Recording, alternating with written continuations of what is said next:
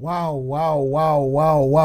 It's another beautiful day right here. Ekale, ekason, ekaro, eku gbogba, eku yaleta, eku aji. Eku orugunjo. Mi lè kí pé eku ọjọ́ mẹ́ta nítorí pé kò tí tó ọjọ́ mẹ́ta tí a ríra gbẹ̀yìn. Ṣùgbọ́n síbẹ̀síbẹ̀ eku dédé wòye gbogbo ẹ̀yin èèyàn wa káàkiri orígun mẹ́rẹ̀ẹ̀rin àgbáláyé níbi kò tí ẹ bá ti ń wò mí. Àwọn ìròyìn kan jáde lénìí tí mo máa fi ẹnu bà fẹ́rẹ́fẹ́ a ní fi ọ̀pá pọ̀lọpọ̀lọ péjọ ṣùgbọ́n a jẹ́ kí ó yé àwọn èèyàn wa bí nǹkan ṣe ń lọ nítorí pé téèyàn ò bá mọ nǹkan á béèrè ọ̀nà wọ́n ní kì í ṣìnà. Àwọn bàbá dẹ̀ ní pé ká wádìí ohun gbogbo tájú ká di èyí tó jẹ́ òtítọ́ mú gbogbo ohun tí ẹnikẹ́ni bá gbé síta èmi fẹ́ sọ nípa ẹ̀ ṣùgbọ́n tí n bá mọ̀ nípa ẹ̀ tí n bá wádìí ẹ̀ tí mi bá rí n tó ń jẹ́ òkodoro ọ̀rọ̀ ẹ̀ ní gbọ́ lẹ́nu tèmi mọ́. Mo ṣe mistake on some few days ago but that kind of mistake I won't do it again. I only want to talk about the facts, verifiable facts and nothing but the facts. So n tó ń jẹ́ òótọ́ ọ̀rọ̀ n tí kò sí àhesọ ọ̀rọ̀ níbẹ̀ èyí tí kò sí wọ́n ní wọ́n pé níbẹ̀ èyí tí kò sí pé èèyàn kan tó sojú ẹ̀ ló sọ fún mi nǹkan tẹ́ máa gbọ́ lẹ́nu mi nìyẹn nítorí pé màá wádìí ẹ̀ tí n bá ti rí díẹ̀ tí n ti rí òkodoro ọ̀rọ̀ màá ṣe kí ni màá pa ẹnu mi mọ́ gẹ́gẹ́ bí àwọn tí wọ́n máa ń ṣe ìgbéyàwó ní ilé ìjọsìn àwọn ọmọlẹ́yìn Kristi wọ́n ṣe máa ń sọ pé if you don't want to say it now if you don't know about it if you know say it. So tí n bá mọ̀ màá sọ tí èèyàn kan bá jẹ̀bi màá sọ tí èèyàn kan bá jàre màá sọ mi ní fi ẹ̀jẹ̀ sínú kí n tutọ́ funfun jáde sí yín láéláé mo fẹ́ kẹ́ mọ̀ ẹ́ dájúdájú mi ò sí ní àbòsí gbogbo nǹkan tí n bá ṣe mi ní ṣàbòsí ní ẹ̀ táwọn bàbá wa bá ṣe nǹkan tí ò dáa màá fọ́gi mọ́ ọ lórí tọ́ bá tàn wá títí tọ́ bá tàn wá tó bá dé stage kan tí má mọ̀ pọ́n tàn wá ni màá fọ́gi mọ́ wọn lórí ṣùgbọ́n tí wọ́n bá tàn wá èmi á béèrè ọ̀rọ̀ lọ́wọ́ wọn tọ́ bá ní nǹkan báyìí ṣẹlẹ̀ màá béèrè pé báwo ló ṣe jẹ́ ó dẹ inú mi dẹ̀ máa ń dùn ní gbogbo ìgbà nítorí pé gbogbo ìgbà tí n bá pè wọ́n náà ni wọ́n máa ń jẹ́ kò dẹ̀ sẹ́ni tí ò lè pè wọ́n nínú gbogbo wa tẹ́ bá fẹ́ mọ̀ nǹkan you can ask. If you don't know anything, don't be part of it. I want to thank gbogbo àwọn tó pè mí lẹ́ni pé ọ̀rọ̀ ibà ló ṣe jẹ́. Ìgbà tí mi tí rí òkodoro ọ̀rọ̀, mo sọ fún wọn pé mi tí rí òkodoro ọ̀rọ̀. Ìgbà tí mo rí òkodoro ọ̀rọ̀, mo sọ fún wọn pé yes, nǹkan tó ṣẹlẹ̀ lélẹ̀, nǹkan tó ṣẹlẹ̀ lélẹ̀. Nítorí pé ibi tá a jọ dì sí tẹ̀tẹ̀lẹ̀, ó dà ní pé goal post ẹ̀ ti shift.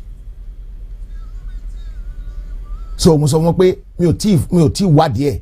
Ṣùgbọ́n ẹ fún mi ní time díẹ̀, ẹ fún mi lákòókò díẹ̀, ẹ fún mi ní ìgbà díẹ̀, ẹ fún mi ní time díẹ̀, ẹ jẹ́ kí n béèrè, ẹ jẹ́ kí n wádìí nítorí pé mi ò fẹ́ sọ ní tí kò ń jẹ́ òótọ́ fún yín.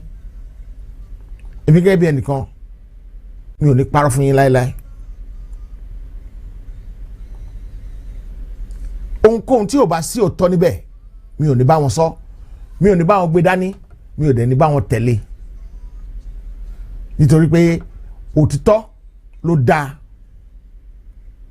Òtítọ́ ló sunwọ̀n òtítọ́ ló máa ń gbèyàn lékè alábòsí wọ́n ní kì í lẹ́ni kò dẹ̀ sí alábòsí tó lè lẹ́ni bí irọ́ bá lọ fógún ọdún òótọ́ máa bá lọ́jọ́ kan ẹ jẹ́ ká ṣe sùúrù.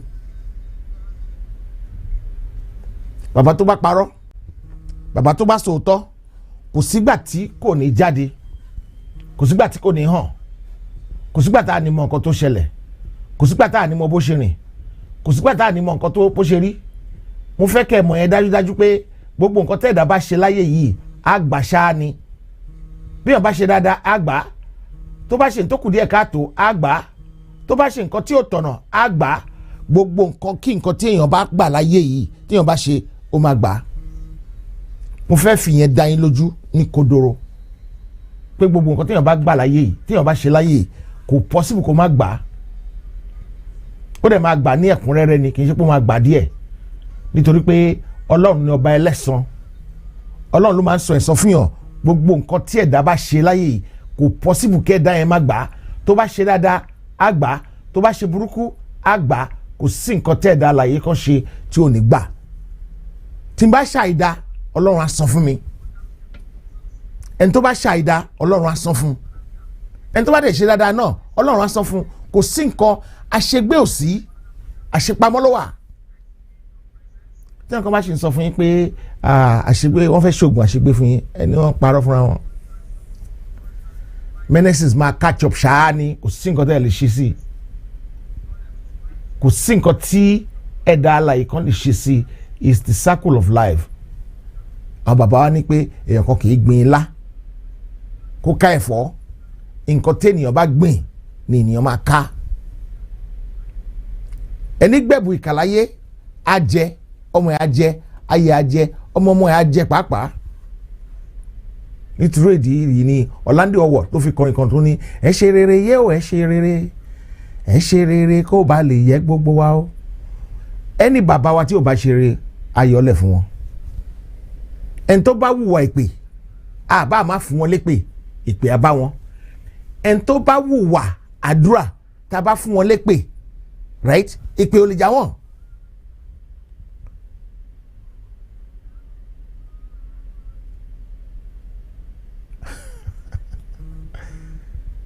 There's always a process to something. nítorí pé èèyàn ti ń wá ọmọ tipẹ́tipẹ́ kò lè ní kí ìyàwó ń bímọ lóṣù mẹ́ta. The pregnancy has to go through everything. nǹkan tí mi ò fẹ́ràn ni pé kí èèyàn máa sọ àhesọ ọ̀rọ̀ kó a máa rán iṣan kó iṣan ẹ̀ máa di bí ìdówó làwìn, nǹkan tí ò ṣojú ẹ̀, nǹkan tó sì ń bẹ̀ ṣó wà ń bẹ̀ ni. message kan jáde lẹ́ni tọkùnrin kan send jáde ló ní Ọbásanjọ́ àti bàbá Adébánjọ wọ́n pè wọ́n sí United Nations. meeting wo ni United Nations bá wọn ṣe ní ṣojú ẹ̀, ṣó wà ń bẹ̀, nǹkan tó sì ń bẹ̀ tó ń rán ṣọrùn ṣíṣọrùn ẹ̀ fẹ́ fàyà. ó de lè lo agbára yẹn fáwọn Fúlàní, agbára tó fi ń lọgun yẹn lọ la agbára yẹn fáwọn Fúlàní náà. ó wá rán ṣọrùn, ibi tó ti gbọ́ information yẹn sọ síta ká gbọ́. If it's true, if I get any information, I will tell you where I get the information from. So if you get that vital, very important information from anywhere, tell us, give us example, give us an hint, even if you're not going to say everything in full.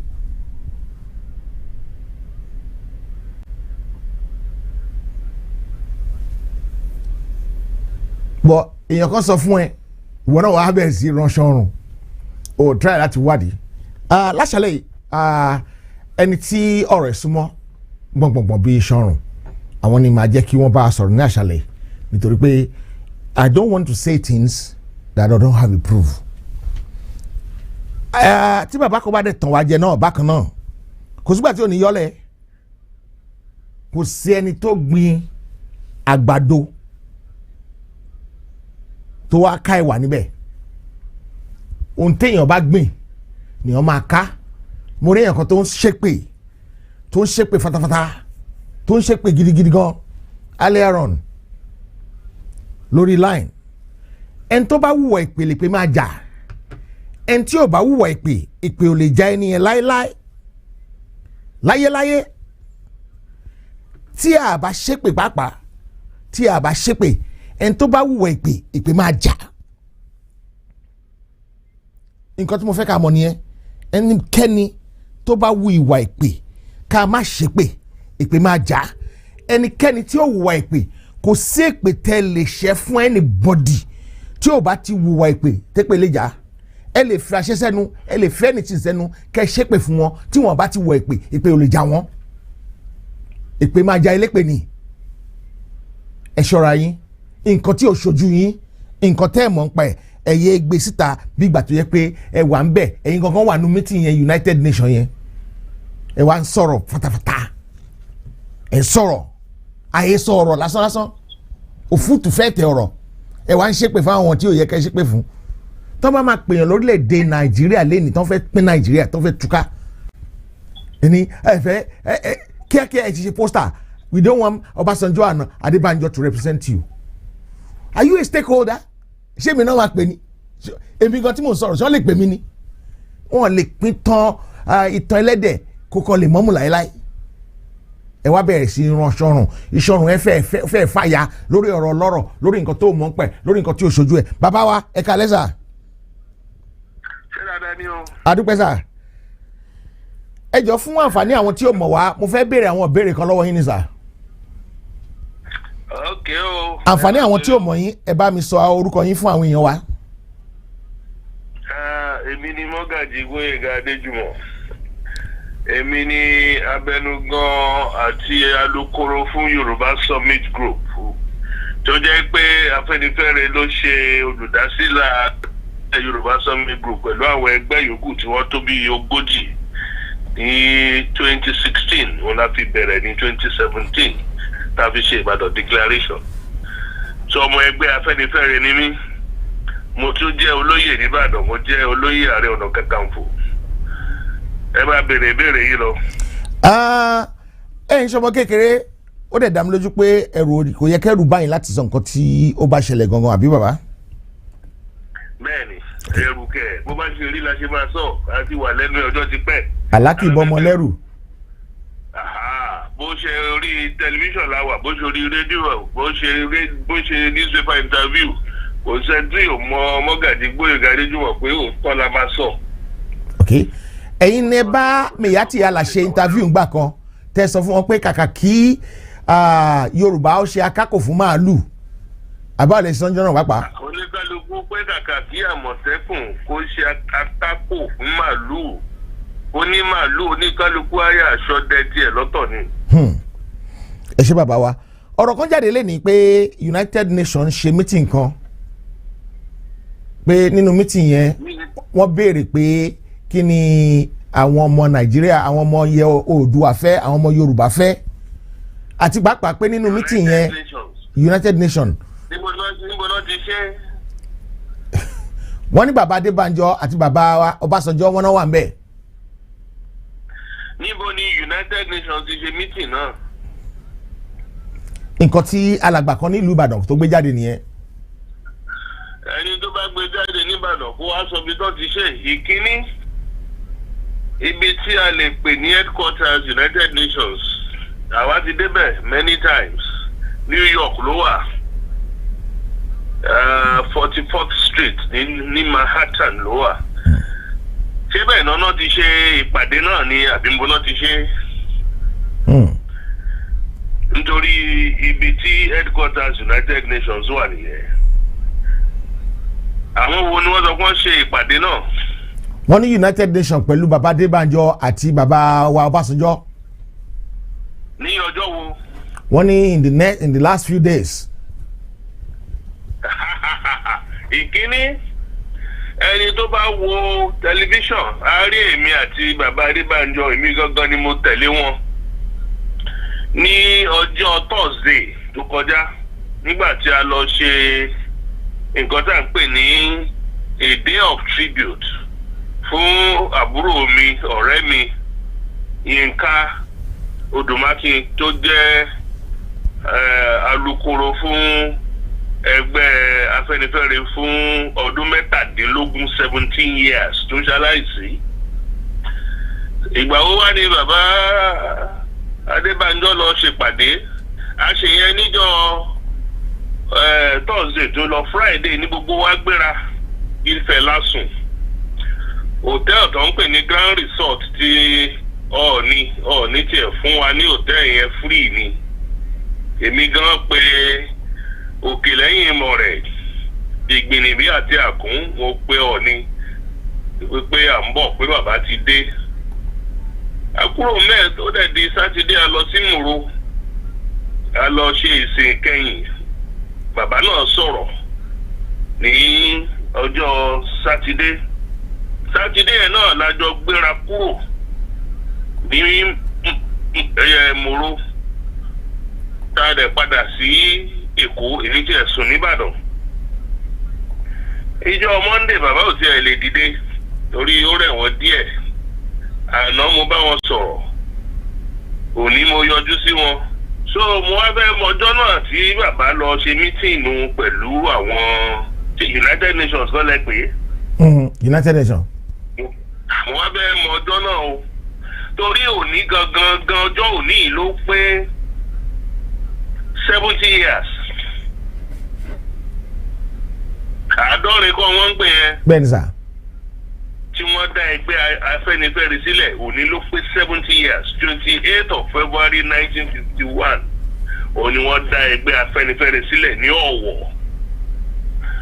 Nítorí ikú tó pa akọni nílẹ̀ Yorùbá Yínká Odúmákin òun ni àfiṣe kó lárinrin ní ẹgbẹ́ Afẹ́nifẹ́re. Ṣé irú òní ìlú wa yẹ kí wọ́n pa irọ́ bàǹtàbàǹtà yẹn mọ́ bàbá Adébánjọ at 93? Ṣé bàbá yóò sì ṣe nǹkan kan ju pé ó wá ire fún ilẹ̀ Yorùbá lọ láti 1950 tó ti wà lẹ́nu ẹ̀? Èmi ò mọ nǹkan tó ń ṣe ilẹ̀ Yorùbá o. Ṣé Ọbásanjọ́ wá jẹ́ ẹni tí wọ́n ń gbé pamọ́? Èkínní, bàbá Ọbásanjọ́ ọdún 3 àtààbọ̀ ló fi ṣe olórí orílẹ̀-èdè yìí nítológun, ó wá fi ọdún 8 ṣe. Lẹ́yìn ìgbà yẹn àwọn tí wọ́n wá jẹ́ àwọn tí wọ́n ti jẹ́ olórí fún orílẹ̀-èdè ní ìpàdé wọn àti ìbáṣepọ̀ wọn, bàbá Ọbásanjọ́ ni wọ́n fi ṣe igbákejì ńgbà kan, ṣùgbọ́n ní ìsìn òun ni olórí gbogbo àwọn tó ti jẹ́ olórí. Ṣé irú yẹn ló máa lọ ṣèpàdé ní United Nations tí ayé ò ní mọ̀, tí àwọn bíi CNN tí wọ́n ní gbé pé ó fẹ́ lọ ṣe ìpàdé, àbí wọ́n ń gbérú Ọbásanjọ́ pamọ́ ni? Tẹ́ bá sì èmi tí mo sì ń bá yín sọ̀rọ̀ yìí mo súnmọ́ bàbá Ọbásanjọ́ dáadáa. Tẹ́ bá fẹ́ rí bàbá lónìí báyìí nísìnyí, bàbá wà ní Abẹ́òkúta. Bàbá Yorùbá Adébánjọ wà nílé wọn ní Lẹ́kí, mo ní wọ́n ti ṣe irú ìpàdé tí wọ́n sọ. Bàbá wọn àdé lè ṣe mítìn yẹn lórí Zoom, kò ń ṣe pé wọ́n ṣe mítìn yẹn lórí Zoom sà. Orí Zoom báwo? Èmi ọmọ irú ìpàdé tán lè ṣe ní orí Zoom pẹ̀lú pẹ̀lú tani ní United Nations kan dárúkọ àwọn tí wọ́n bá wọn ṣe mítìn bẹ́ẹ̀, nítorí pé wọ́n ní ìsọ̀rí nǹkan tí wọ́n ń pè ní department ní United Nations tó bá kà ní méjì mẹ́rin márùn-ún ó ń lọ sí bíi 20. Oh wow. Ẹ jẹ́ ká try láti gbé àwọn bàbá wa yẹn padà wọlé. Afis owó ṣòkòtò sẹ́nu dẹ̀rẹ̀dẹ̀rẹ̀ ní ẹ̀mú mọ̀ dájúdájú tó bá ń ṣe bẹ́ẹ̀ ni nǹkan tó mọ̀. Heritage, stop covering for all these people. Bàbá tí ẹ ò ṣe jà fún Yorùbá land àbí Àjẹ́ngbé ṣàdórúkọ bàbá ẹ àfisco Àjẹ́ngbé, bàbá tí ẹ ò ṣe jà fún Yorùbá land.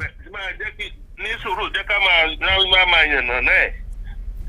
Nínú àwọn bíi 20 tó jẹ́ ìsọ̀rí department ní United Nations, 5 ló wà fún àwọn indigenous people, pé ó dáa o àwọn tí wọ́n láwọn ń jàjàǹgbara, àwọn bíi 5 kan náà wà fún àwọn tó ń ja ogun káàkiri. Èwo gangan ni wọ́n bá ṣe ìpàdé ńbẹ̀? Àbí secretary general wọn ni àbí under secretary? Ẹni tó tún jẹ́ under secretary general United Nations ọmọ Nàìjíríà obìnrin ni o. Ṣó ni wọ́n lọ bá ṣèpàdé ni àbí ta ni gangan taná lọ bá ṣèpàdé ńbẹ̀ tí wọ́n sọ ni? Hello Adé. Mo ń gbọ́ yín sà, mo ń gbọ́ yín bàbá. Ṣé wọ́n dárúkọ àwọn tí wọ́n lọ bá ṣèpàdé? Wọ́n sọ. Wọ́n dárúkọ wọn. Kò dárúkọ wọ́n kàn gbé kinní yẹn síta, àwọn èèyàn dẹ̀ bẹ̀rẹ̀ sí follow. Olórí burúkú gbáà ni àwọn ọmọ ilẹ̀ Yorùbá tí wọ́n ń fi irọ́, èké, ọ̀tẹ̀ tó fẹ́ máa fi bá àwọn olórí wa, àwọn àgbàlagbà wa wọ́n máa fẹ́ wọn fi bá wọn jà tó lè fẹ́ máa sọ wọn lórúkọ tí kì í ṣe tiwọn. Sọ pé mo sọ bẹ́ẹ̀ wípé aláìdáa ṣùgbọ́n bí wọ́n ṣe jẹ́ aláìdáa tó ẹgbẹ̀rún ète ẹgbẹ̀rún ọ̀tẹ̀ ẹ̀yìn ni wọ́n ń tọ́. Àwọn tó máa ń ṣerú nǹkan báyìí kí wọ́n jáwọ́ mẹ́. Wọ́n ṣe ìpàdé kankan kì í dẹ̀ ṣe bí United Nations bí wọ́n ṣe ń ṣe iṣẹ́ wọn nìyẹn o. Ẹni tó bá fẹ́ mọ̀ bí wọ́n ṣe ń ṣe kó lọ ka charter wọn. Tí ọ̀rọ̀ ò bá dé level kan United Nations wọn ì dá sí i. Kí ni ìtumọ̀ United Nations? Orílẹ̀-èdè ló wà fún. Orílẹ̀-èdè sí orílẹ̀-èdè òun ló wà fún. Tí ẹ bá ń jà ní orílẹ̀-èdè kan tẹ́yìn kan tẹ́ ẹ bá ti sọ pé ẹ ti darapọ̀ mọ́ wọn tẹ́ ẹ bá lè fẹ́ bá wọn sọ̀rọ̀ ó máa níbi tó máa tì yín lọ. Kí ọ̀rọ̀ tó lè kan United Nations àwọn iṣẹ́ kan wà láti ti kọ́kọ́ ṣe. Wọn kì í dédé dá sí nǹkan ẹ wò ní ìsìn wọ́n ń pè ìlú kan ní Myanmar òun ni Burma tẹ́lẹ̀tẹ́lẹ̀. Àwọn tí wọ́n ń ṣe ìjọba ń bẹ̀ àwọn olóṣèlú ni àwọn ológun gbàjọba títí dìsí mo ṣe ń sọ̀rọ̀ United Nations wọn lọ ọbẹ̀ o. Nítorí pé ọ̀rọ̀ ò tí ì kàn wọ́n.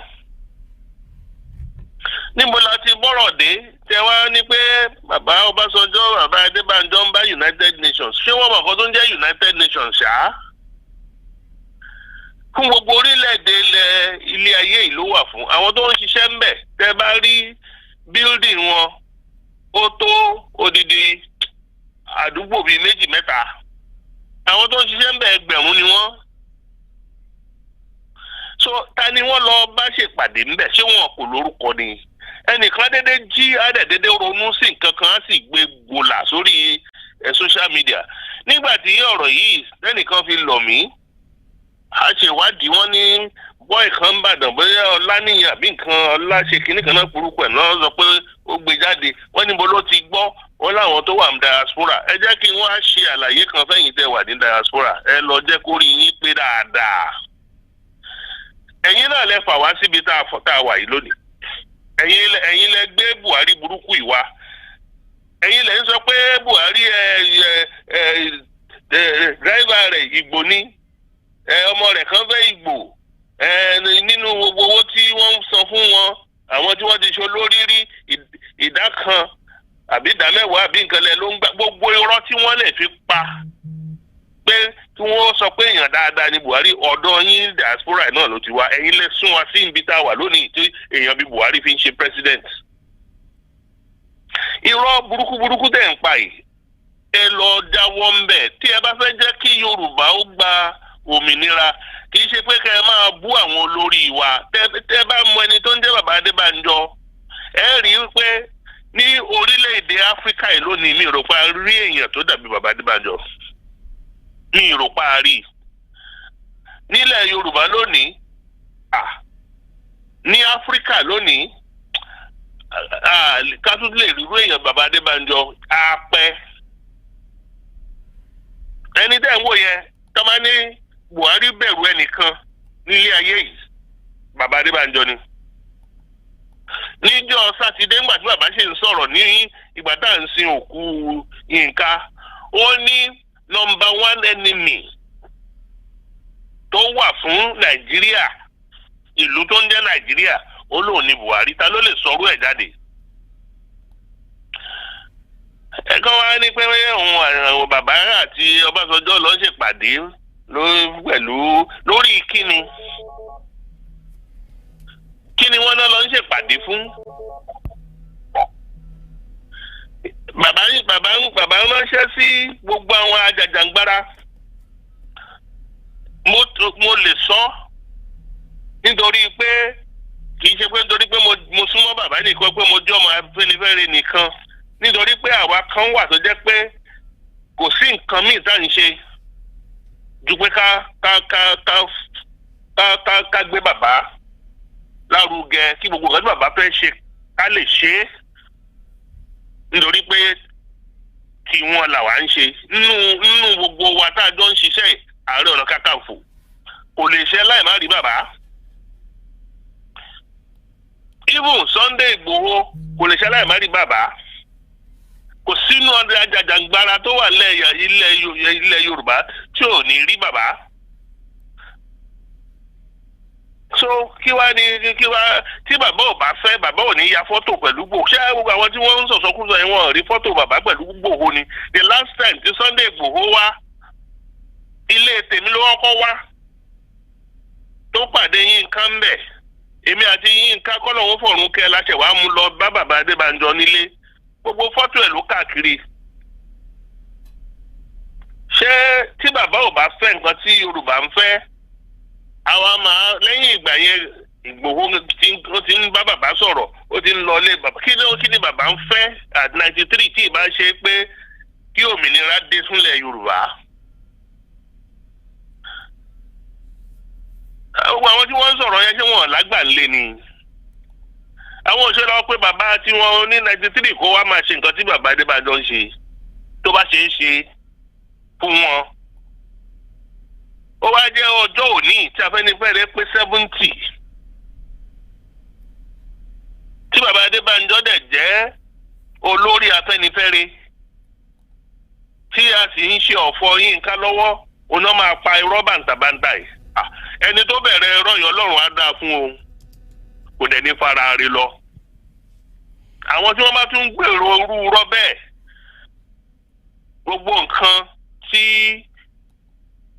ó máa tẹ̀yìn ẹ̀ jáde fún wọn tó bá jẹ́ ti dídá kó dáa fún wọn ṣùgbọ́n tó bá jẹ́ pé nǹkan tó yẹ kó tẹ̀yìn ẹ̀ jáde fún wọn aburú ni káburú náà dé bá wọn. Èmi ò ní sọ jù bẹ́ẹ̀ lọ.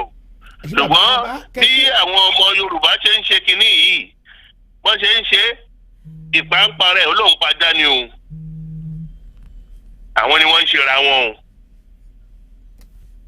Nítorí pé ibi tí Yorùbá ń lọ àmọ́ o kò dẹ̀ sí ẹ̀kọ́ kan nù wa tí ó máa dalẹ̀ o. Ẹ̀yin lẹ mọ̀ àwọn tí wọ́n ń tàn yín gba owó o. Afẹ́nifẹ́re sin Yínká Odùmákin àbèrè 1 naira o. Afẹ́nifẹ́re ṣe 78th birthday gbọ́ pé a ṣe launching o. Àwọn kan kí wọ́n tó bẹ̀rẹ̀ ẹ ti máa gbọ́ lọ́wọ́ gbówó wá o. Lọ ṣe fundraising o. Àwa yìí ṣe ń tiwa o. Ẹgbẹ́ Awólọ́wọ̀ ni tiwa o. Àwa ìdálẹ̀ o. Ẹ ṣé bàbá mo dúpẹ́ pọ̀ lọ́wọ́ yín fún gbogbo bẹ́ẹ̀ ṣe bá àyànnà náà yìí. Kí ẹ tó máa lọ mo fẹ́ fi àwòrán kan àwọn ènìyàn wa kí a bá lè mọ bí nǹkan ṣe ń lọ sí ká bá lè mọ nǹkan tó ń ṣẹlẹ̀ gangan. Ẹ jẹ́ kí a farabalẹ̀ bọ́ àwòrán náà ṣùgbọ́n ẹ jẹ́ kí n fẹ̀yìn sílẹ̀ kẹ́ máa lọ mo dúpẹ́ pọ̀ lọ́wọ́ yín bàbá a máa rí yín bá sà. Thank you very much sir. Okay, ó dàárọ̀ o. Ó dàárọ̀ sà. Ẹ jẹ́ ká wo àwòrán yìí ní ráńpẹ́. When French was challenged, they turned to their general, Charles de Gaulle.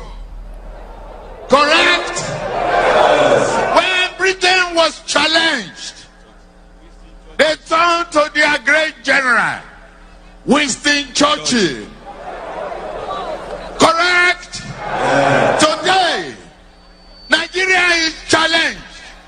Economically challenged, physically challenged, security challenged.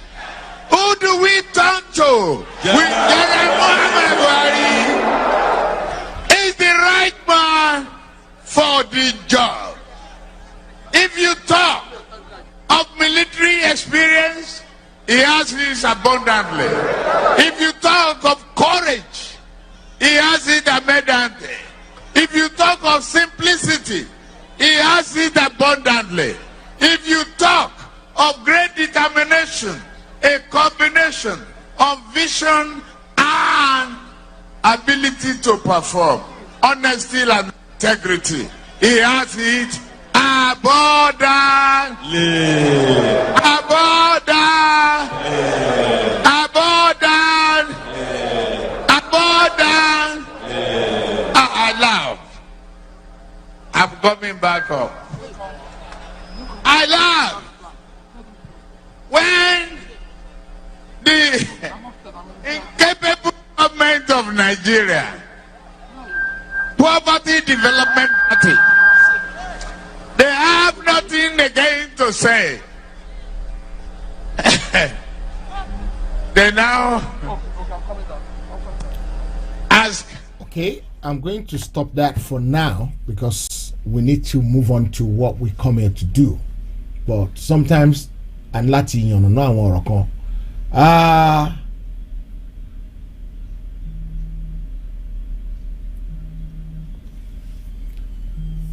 Àti ìgbà ìpè ní àkókò yìí ẹjọ́ àǹtí wa ẹ fún wa ní àkókò díẹ̀ ká fi yànnà náà ọ̀rọ̀ yẹn díẹ̀ sí àti ìgbà ìpè nítorí pé mo wà ń bíbáyìí ní 2014 mo dẹ̀ mọ̀ ọ̀pọ̀lọpọ̀ àwọn èèyàn tó jẹ́ pé Buhari náà dìbò fún. Mo wà ń bíbáyìí 2019 mo mọ̀ ọ̀pọ̀lọpọ̀ àwọn èèyàn tó jẹ́ pé Buhari náà sì ń ṣe even ní heritage àwọn kan wà tó ń ṣe ní heritage jẹ́ pé they were die hard Buhari. And so many people in the diaspora voted for Buhari. 2014-15, even Shore was still part of the problem that bring Buhari into power. Dele Momodu was still part of it. All the Nollywood actor was still part of it. Oshodioke, Ronke was crying the other day pé on campaign for Buhari. Wasiu campaign for Buhari. Shebaro Besere lẹ́nu jẹ́ mẹ́ta tó ti campaign for Tinubu. Obese Tinubu kilo rẹ̀ Wasiu náà tí ó sì ti campaign for Buhari tọ́gà wọn bá lè wọlé. So many people voted for him. Some people left here in England. They traveled to Nigeria. Somebody from this agitator, time agitate Lawai, he is going to a program in the next few days that say better Niger. Better Niger. How can you call me to a program called Better Niger and you think I will appear? One of our mothers was doing a program here before. But the woman is leaning, the mother, our mother is leaning towards one Niger too much. I run from the program. We have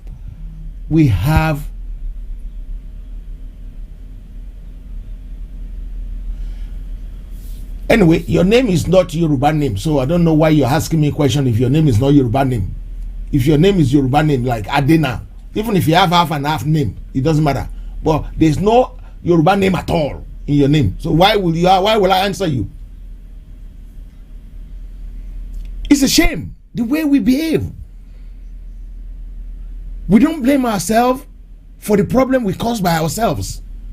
We shift the blames to others. Iṣẹ́ èṣù ni. Ní last year, mo ṣì mú àwọn kan ní London yìí tó pé Tinubu náà ṣì ń sáré fún.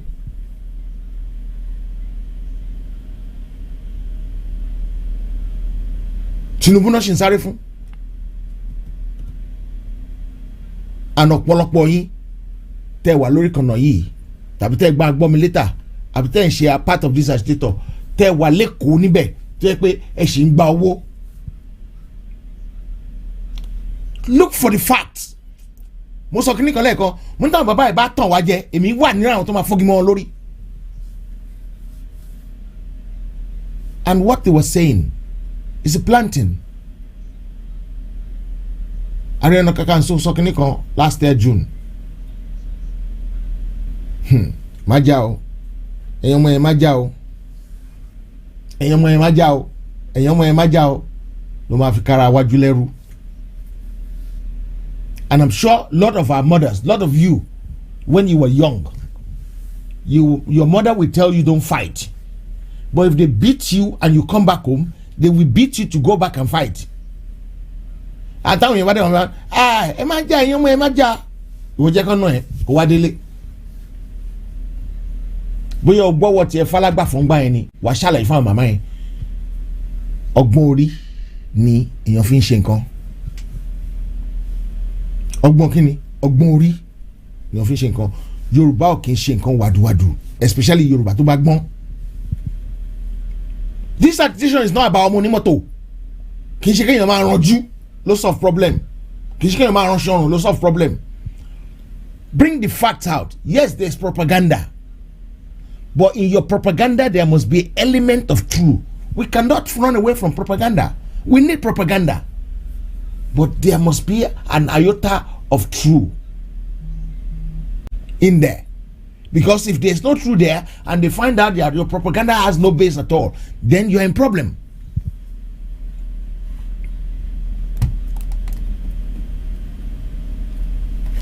Tani ẹ̀yin lẹ́wà nípò Ààrẹ Ọ̀nà Kakanfò nígbà tán fi ṣe ọ̀rọ̀ wákìlù yẹn tí mo dẹ̀ insist pé kán gbé ọ̀rọ̀ wákìlù yẹn síta kán gbé ọ̀rọ̀ wákìlù yẹn síta kán gbé ọ̀rọ̀ wákìlù gbogbo ilẹ̀ máa bá mi jà Buhari ò bá mi jà sí náà Ààrẹ Ọ̀nà Kakanfò kò bá mi jà sí Ìbà Gani Adams wọn bá mi jà sí kálẹ̀ lómi ni wọ́n ti shift bẹ́ẹ̀ mi adé ìwọ ló fà kínní ìwọ ló ní ká gbé síta agbésítà tó dàpọ̀ bàbá yẹn sọ fún mi pé well it's one of those things. Do you know, when I said to him sorry one day, he said, do you know that's even good for us, because we can use that as something that we can step up on. That is why I'm fighting tooth and nail to look after these boys. Ìyá yẹn ò ní jẹ́ wọ́n gbé lágbára Ọlọ́run. Ẹ jẹ́ ká fọgbọ́n orí ṣe. Yes, information will come, verify it. Mo mọ iye àwọn tó pè mí lẹ́ni láti sọ pé báwo ni kíní yẹn o mo ní mi ti gbọ́n nǹkan pa ọ́ mo n try to verify ẹ̀ bóyá òótọ́ ni bóyá rọ̀ ni mi ò mọ̀, but I cannot disprove it now.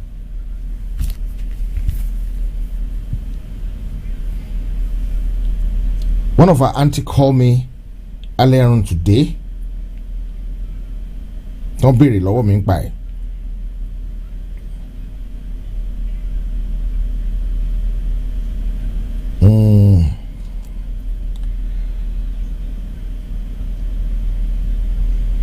Unfortunately, I can't see the number again. Mo fẹ́ pé n tó pè mí tán béèrè lọ́wọ́ mi ń pa ẹ̀ pé kí ló ń ṣẹlẹ̀ tí mo lè sọ fún wọn pé mi ò mọ̀ nítorí pé mi ò mọ̀ mo ní but tí n bá mọ̀ I will let you know. Ìgbà tí máa fi find out èèyàn bíi mẹ́fà ló wà lórí fóònù pẹ̀lú mi mo dẹ̀ ní ok mo mọ̀ pé nǹkan tí gbogbo nǹkan tẹ́ fẹ́ béèrè lélẹ́yìí o ẹ jẹ́ gbogbo akúkú jọ gbọ́ sétí ara wa papọ̀ at the same time, so kò ní jẹ́ pé mo wá sọ̀rọ̀ fún yín ẹ gbọ́ yín mẹ́fà ẹ gbọ́ sétí ara yín. Let me tell you one thing, if these people are wrong, if Baba Adebanjo is telling you he wants structuring, do you ask him why? Do you ask me why? Do you know what the man is doing? Ìdí ká lọ gbórí wa ohun tágbàlagbà máa fi ń jẹ̀kọ́ abẹ́ ìwé ló máa ń fi sí.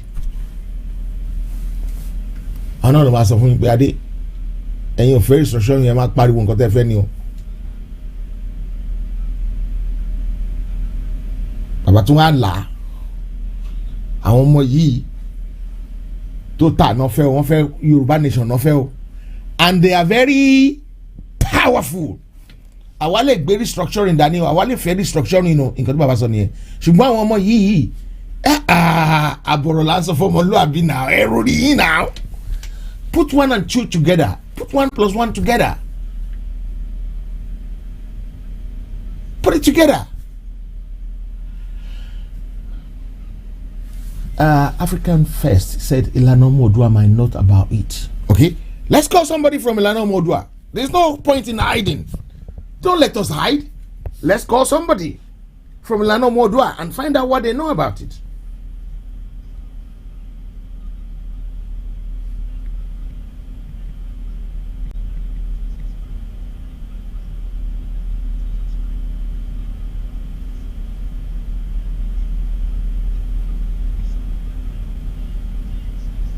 This is how I do my own business. I don't hide behind the bush. I don't hide. I call a spade, and I will always call a spade, no matter how difficult it is.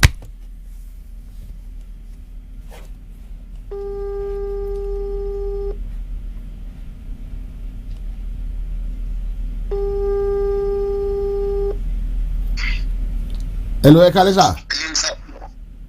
Ekale baba. Ekale o. Ẹ wà lórí ètò pẹ̀lú mi ni o. Mi ò sí look at the time. I just want to ask you a couple of questions, sir.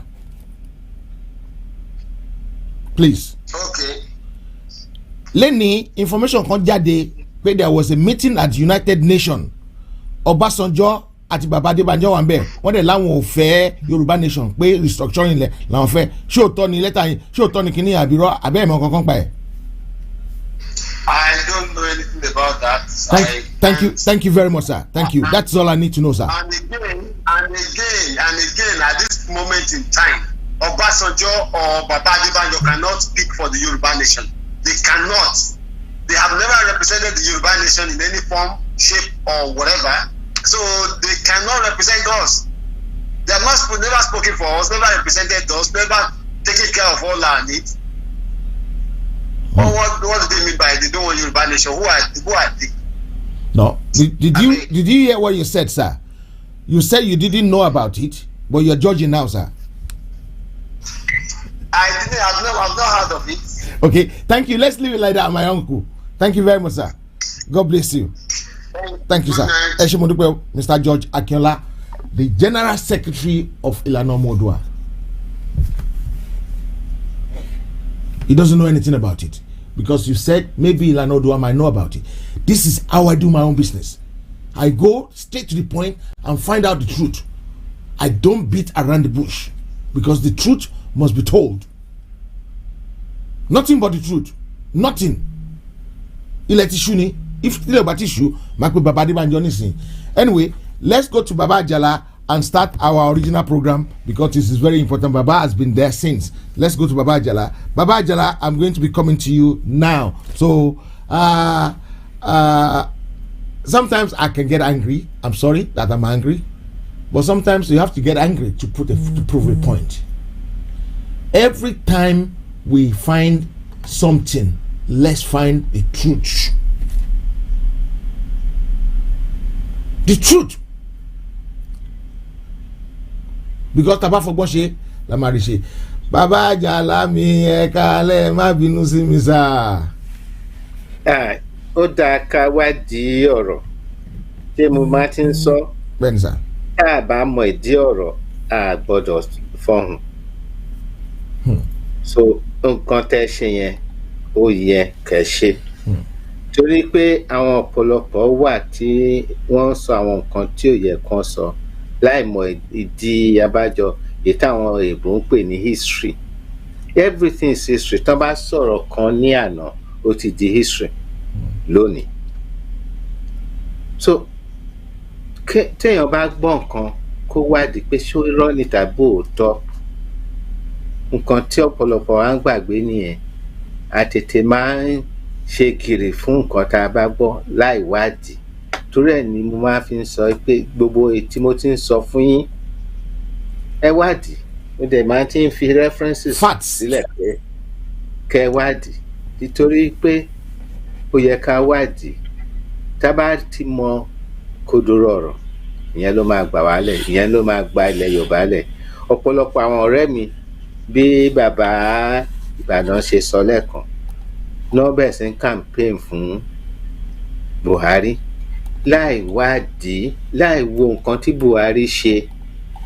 Ìtí small clip tẹ sọ pé good general ìgbà tó wà ní Congo pẹ̀lú àwọn ọ̀rẹ́ wa kan tó ń lọ ṣe peacekeeping ó máa ń dá jókòó sẹ́gbẹ̀ẹ́ kan ni and these are fast. Àwọn colleagues ẹ̀ nǹkan tí mo sọ yìí wọ́n lè confirm ẹ̀ kì í ṣe pé mo bàjẹ́ ìyẹn Buhari kò fara mọ́ àwọn yòókù tí wọ́n á ní kọ́ńbẹ̀sì wádìí ẹ̀ pé kí ló ń ṣe. Ọjọ́ mi wà tí máa sọ̀rọ̀ nípa nǹkan tó ń ṣe gangan.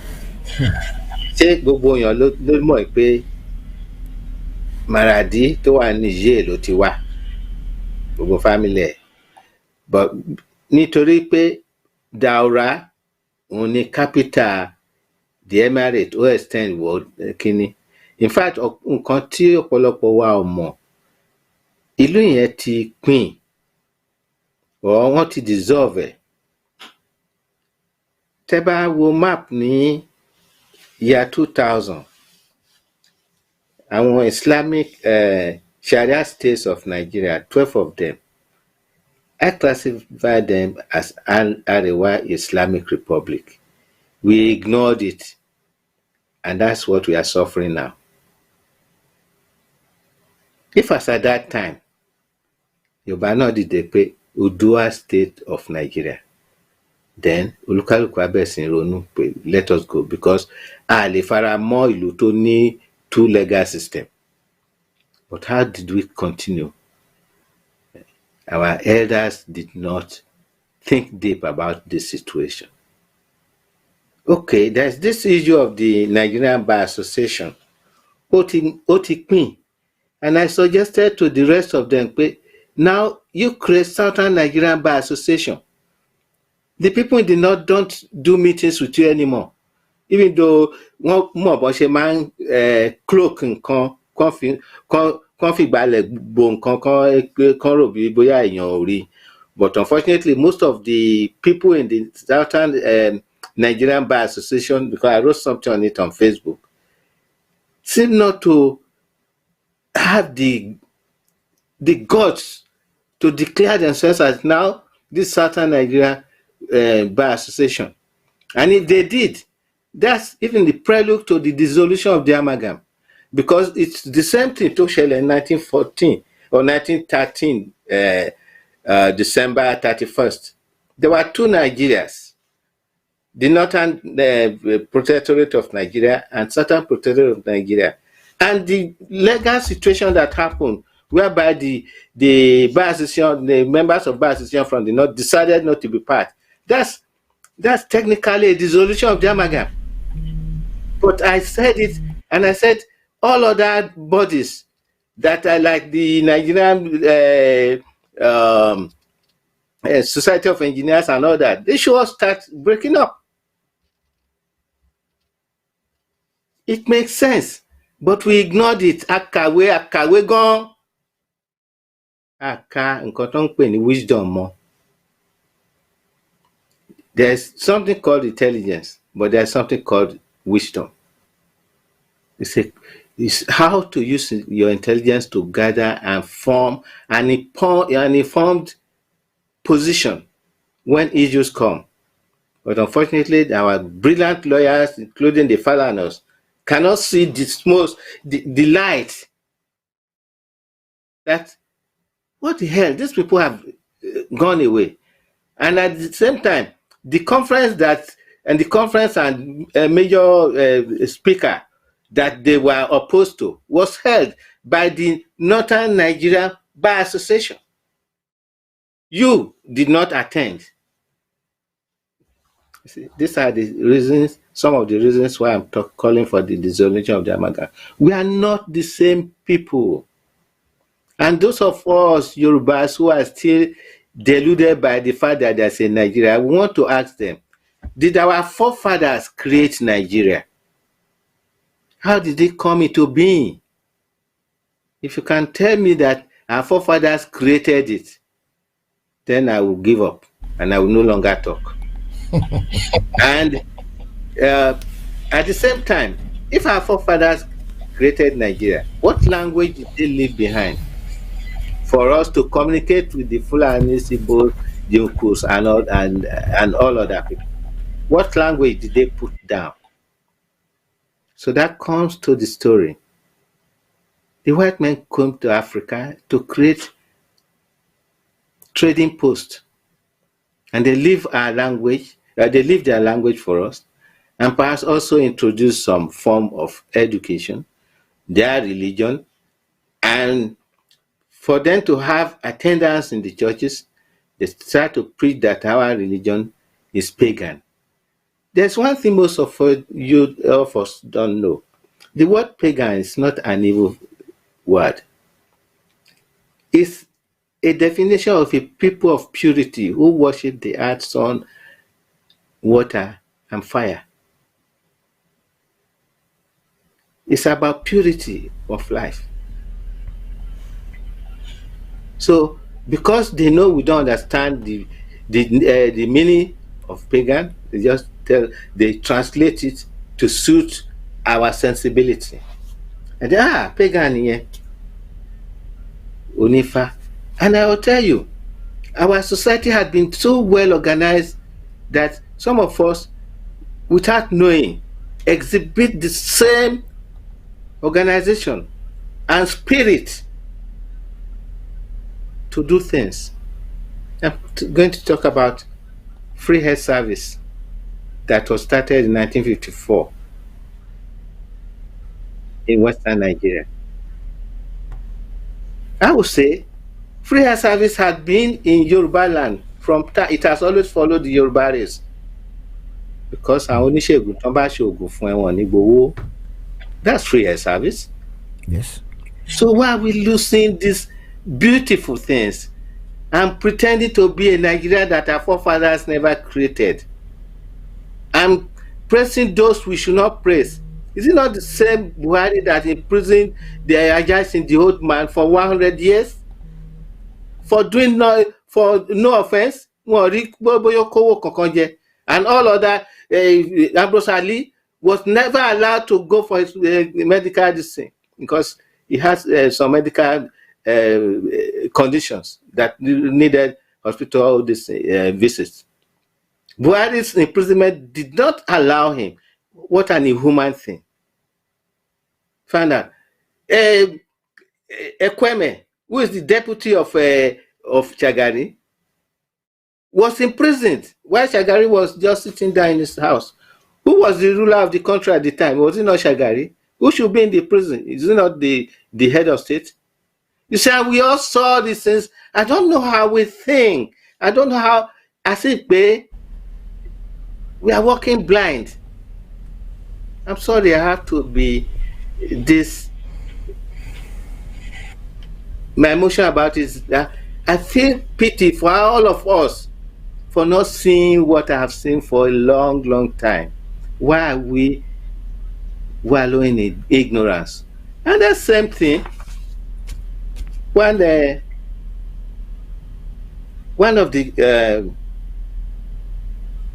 administrators of Nigeria, a white man, from 1952 to 59, he wrote something on the paper, a Times newspaper of July 15, 1998, where he said, I'll read it to you. It summarized what I'm trying to explain. He said, as at that time, 1998, in retrospect of 40 years, it is clear that this was a grave mistake which has cost many lives and will probably continue to do so. It would have been better to establish several smaller states in a free trade area, which was what was suggested at the 1953 meeting. In exculpation, it must be said that we did not then see examples of the collapse of Yugoslavia and that of Soviet Union before our eyes. It should now be clear for all but the willfully blind to see that it is extremely dangerous to force diverse racial and social entities into a single rigid political structure, such as Nigeria. I can read it again once more, so that you remember. The man said in retrospect of 40 years, it is clear that this was a grave mistake which has caused many lives and is still causing many lives. And we are even currently in a low-intensity warfare amongst our people. And probably continue to have been better to establish several smaller states in a free trade area, so that we have a cooperating, like we have a common service, like connecting our roads and all that together. And in explanations, it must be said that we did not then have the examples of the collapse of Soviet Union and of Yugoslavia and Soviet Union before our eyes. It should now be clear for all but the willfully blind to see that it is extremely dangerous to force diverse racial and social entities into a single rigid political structure, such as Nigeria. I'm afraid Nigeria, the architect of bringing the amalgam, did not expect that country was going to last this long.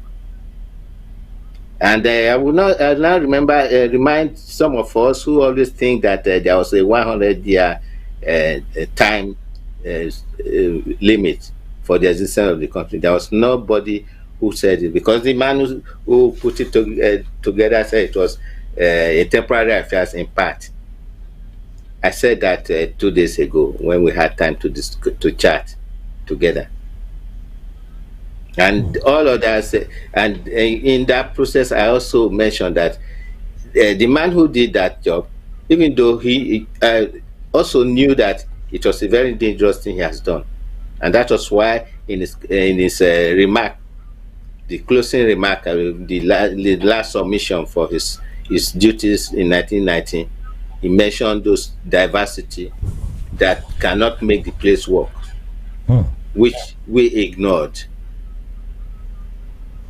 And instead, we were running around politically, talking about Nigerian nationalism. I'm afraid some of our revered elders did not see the light, even though they were educated. I'm afraid I will also say that some of our people who did not go to school, our elders who did not go to the Ilewe Oyinbo, knew this. They want, but most of the politicians did not listen. Baba, can I come in there for a second, right? Gbogbo awata pariwo nisin, we think we're educated, but educated in the Western world, but in the Yoruba culture, we're illiterates, and the Oyinbo is illiterate in our culture and educated in his own land. But the problem is that we are educated in a foreign man's thing. We're not educated in our own thing. And that is why we're bringing all this education back from people like you, from people like Baba Iweje, from Baba Ijinle, from Professor, Pastor, Dr. Pose Olatibosun. We're starting a program on Sunday, right? It's going to call Ifa Olokun, so that we can understand things better. And that's what you just said. That's also is a mark and a realization of the fact that how do you, your cultural tradition and ancestral origin, do you want to jettison into the Atlantic Ocean and say now you are a Fulani man? Which some of our politicians are already doing their campaigning for 2023. I feel sad for them. That they are going at the time they are taking this front. It's a very dangerous one for them. I don't want anybody to lose his life to play, but they should sit back and think beyond personal aggrandizement. Look at the horrors happening around us, particularly Lagos. If our people really were thinkers, the fact that Lagos doesn't have electricity and they've been battling to have electricity since 1969 is enough to say we are no longer part of Nigeria. Let us get out of this and fix our own city. Lagos is enough to be a country. It's more than enough. That is, if we take that kind of example, and many other places in Yoruba land. There are countries, I saw a list of countries that were made, most of them are still above 5 million. There are countries of 38,000, Liechtenstein. It's an independent nation, and it's viable, and it's working. Even around here in Britain, there's a country called SAC. There are only 1,000 people there. It's independent. The same Montserrat in the Caribbean is 4,000. And it's a country. It's represented in the United Nations. I don't know what's wrong with us. Some will say, we had developed before. Was it not our country that people like Lee Kuan Yew came to look at what Western region did? The structure of governance that Awolowo left behind, that was destroyed eventually. That great man. That's what was applied in Singapore. Singapore is, you cannot, their science, you know, as at that time, with Awolowo, there were already research stations, everything. Experimental work laboratories all over Western region. And farm settlements. I remember the farm settlements in Akokonia Ose that was supposed to be established under Akintola. He didn't continue with it. They already cleared the road leading to the vast fertile land area. So I was in secondary school then. Then I started writing a little book, The Death of a Road. It looks like I'll be forced to complete it because I still have the manuscript, because it was so sad that the young men and women who should be living in this farm settlement have not got the opportunity. Right from 1961, Western Nigeria died, or Nigeria, I should say, when they can take an arm of Nigeria, the West, in 1962, and put it under tutelage of the federal government, being administered on behalf of the federal government by in the person of Maje Kodimi, to take care of that place for Western, for the federal government. It means we are already a slave region. That's what it is. And that's what it forms most of the cattle areas that their forefathers have taken the land of the infidels. That is us. And that corridor of land from Badagry straight on via Egbado land and to Yewa, to Bora, Lalate, up to Sokoto. That's what they aim to take. And I told you 2 days ago that even Balewa had opinion and then requested that the way he addressed the white official, you people, he didn't say you British. It's in his book that you talk to your people, the French, to allow us to use. If you look at the map of West Africa and Nigeria and Benin, there's a river very close to the boundary between Nigeria and Benin, flowing straight to Cotonou. So that was the one they were targeting, that they were going to take their own goods and drive them by riverboat down to the sea for exports, because they never believed that in Nigeria will exist. But we played into their hands, because our people had already been talking about, and I will tell you, maybe in another one, I will clearly devote time to explain the structure of parties and what they meant. MPC was established to negate every effort of the NCNC and the Action Group. It was not a national party. And by default, they got more consensus than any other part. They got 168 constituencies. We got 57 and 77.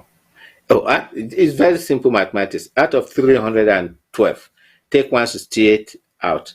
If our law was won every this thing, they could not still have been able to form the government.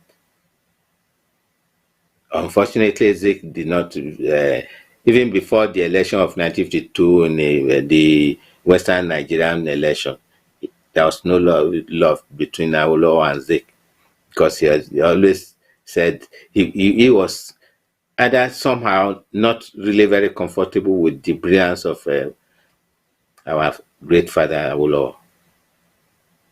That's a fact. Because he declared, he told some persons during a conference they had in 1948 in Port Harcourt, which now led to the creation of the Action Group and Afenifere in 1951. Those two things. Apart the parent organization was Belmo Dua, which was actually formed in England before they brought it back to the territory then called Southern Nigeria. So please, the amalgam stands to be dissolved through a referendum. We have to call for a referendum. And that referendum is going to be, I'm not going to state the structure now because I'm not permitted to. There is going to be a referendum. But the main question is, do you want to be Nigeria or not? Do you want your new state or not? That's where we are heading to. And please, those of you who are having political ambition for Nigeria, drop it. Waste of time. It's a very dangerous thing to do in this current climate. In this current climate, we want all of us to be inspired as Yoruba men and women. If you are doubting yourself, then you are not a Yoruba person. That's my take on this. It has come to the stage where we have to tell ourselves the truth. We can no longer continue to be in this mess, the state of war that in which we are. It has all along been right from 1914, when our people did not celebrate the amalgamation in Lagos. Tinubu Square, only a few civil servants, mainly white men and a trickle of blacks that were grudgingly employed to work with them. And they had a big Durbar in the north, 30,000 with horses. You know what a Durbar is? Celebrating that they are now going to be able to get some more money from the south. So we had been piggybacking their problem right from 1906, like I said before, because from 1906 up to 1913 they were taking 25,000 pounds from the coffers of the administrators of the south, and by 19 and that's in addition to what they got from the British treasury to make up the administration. Then after that, the body now lays squarely on the southern administration, funding the north. I will look for a statement somewhere because I am doing so much work into several books, and I'm listing out those facts so that it be in chronology, so I can deliver it clearly to everyone. There was a time Lugard took some money from the coffers of the south and lied about how much to the north. I'll tell you the exact amount later. You see, robbing money from the hands of government has always been part of the DNA of the Nigeria.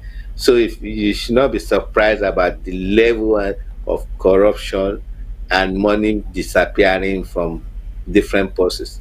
But Western Nigeria tried itself very well to prevent excessive bleeding of government funds, and that's why they were able to run the free health service and free education and agricultural development institutes and all other places. Every country has its own weaknesses when it comes to, if you do not have checks and balances in your institutions, you're bound to have people who are going to be miscreants when it comes to money. And that's a fact. And that we are going to prevent in the new nation, that the Odua nation that will come. Because we are going to put checks and balances to everything. there'll be those checking those who check. I'm not going to say more about that because there is already a team of a think tank team that is working on that particular area. Because we are not just clamoring for having an Odua nation. We are already setting in place what we are going to do immediately. We call time for Nigeria. It's high time we think ahead. And please, like I'm talking to the souls of everyone, both dead and alive, that the current trend is not Nigeria's Yoruba nation. And if you are a Yoruba man who is in doubt, then it means Okinshomoko.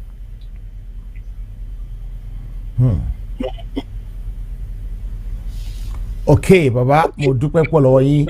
I hope pé tábà gba ilẹ̀ Yorùbá gbogbo àwọn àhesọ ọ̀rọ̀ mo rò pé bóyá a máa wá nǹkan ṣe sí táwọn èèyàn ní máa sọ àhesọ ọ̀rọ̀ tí ò rí bẹ́ẹ̀ àti pàápàá pé gbogbo nǹkan tí ò bá dáa àwọn èèyàn gbọ́dọ̀ sọ̀rọ̀ sókè lórí ẹ̀ nítorí pé àìsọ̀rọ̀ sókè lórí ẹ̀ ó tún lè dá wàhálà lẹ̀ tàbí ká máa la máa tún nǹkan ṣe létà nǹkan tó yẹ ká tún ṣe nísìn ká máa la máa tún ṣe létà àbí kí nǹkan máa rí bẹ́ẹ̀ ká lórí bẹ́ẹ̀ tàbí kí nǹkan máa bàjẹ́ lọ ká rẹ̀ máa bu ẹnu pé àṣe létà àtúnṣe létà mo rò pé gbogbo tábà gbalẹ̀ Yorùbá ó jẹ́ dandan pé ká mọ nǹkan tá a máa ṣe sírò àwọn nǹkan bẹ́ẹ̀ yẹn bàbá. Bẹ́ẹ̀ni o. It's a major task that some of us are working on. It's a very, very important task. And when we roll it out, it will be very smooth because everybody will be engaged. There will be no slackness in every department. Is it roads, waterworks, building of new electric power stations? We need to start that pronto. And by the time we start, particularly the mini hydro systems, they come on stream within 6 months. It's not difficult to do. It's a matter of proper management, project management, which some of us do know. Ọlọ́run adáyín sí ẹ lè wà lára àwọn tó máa bá a mójútó.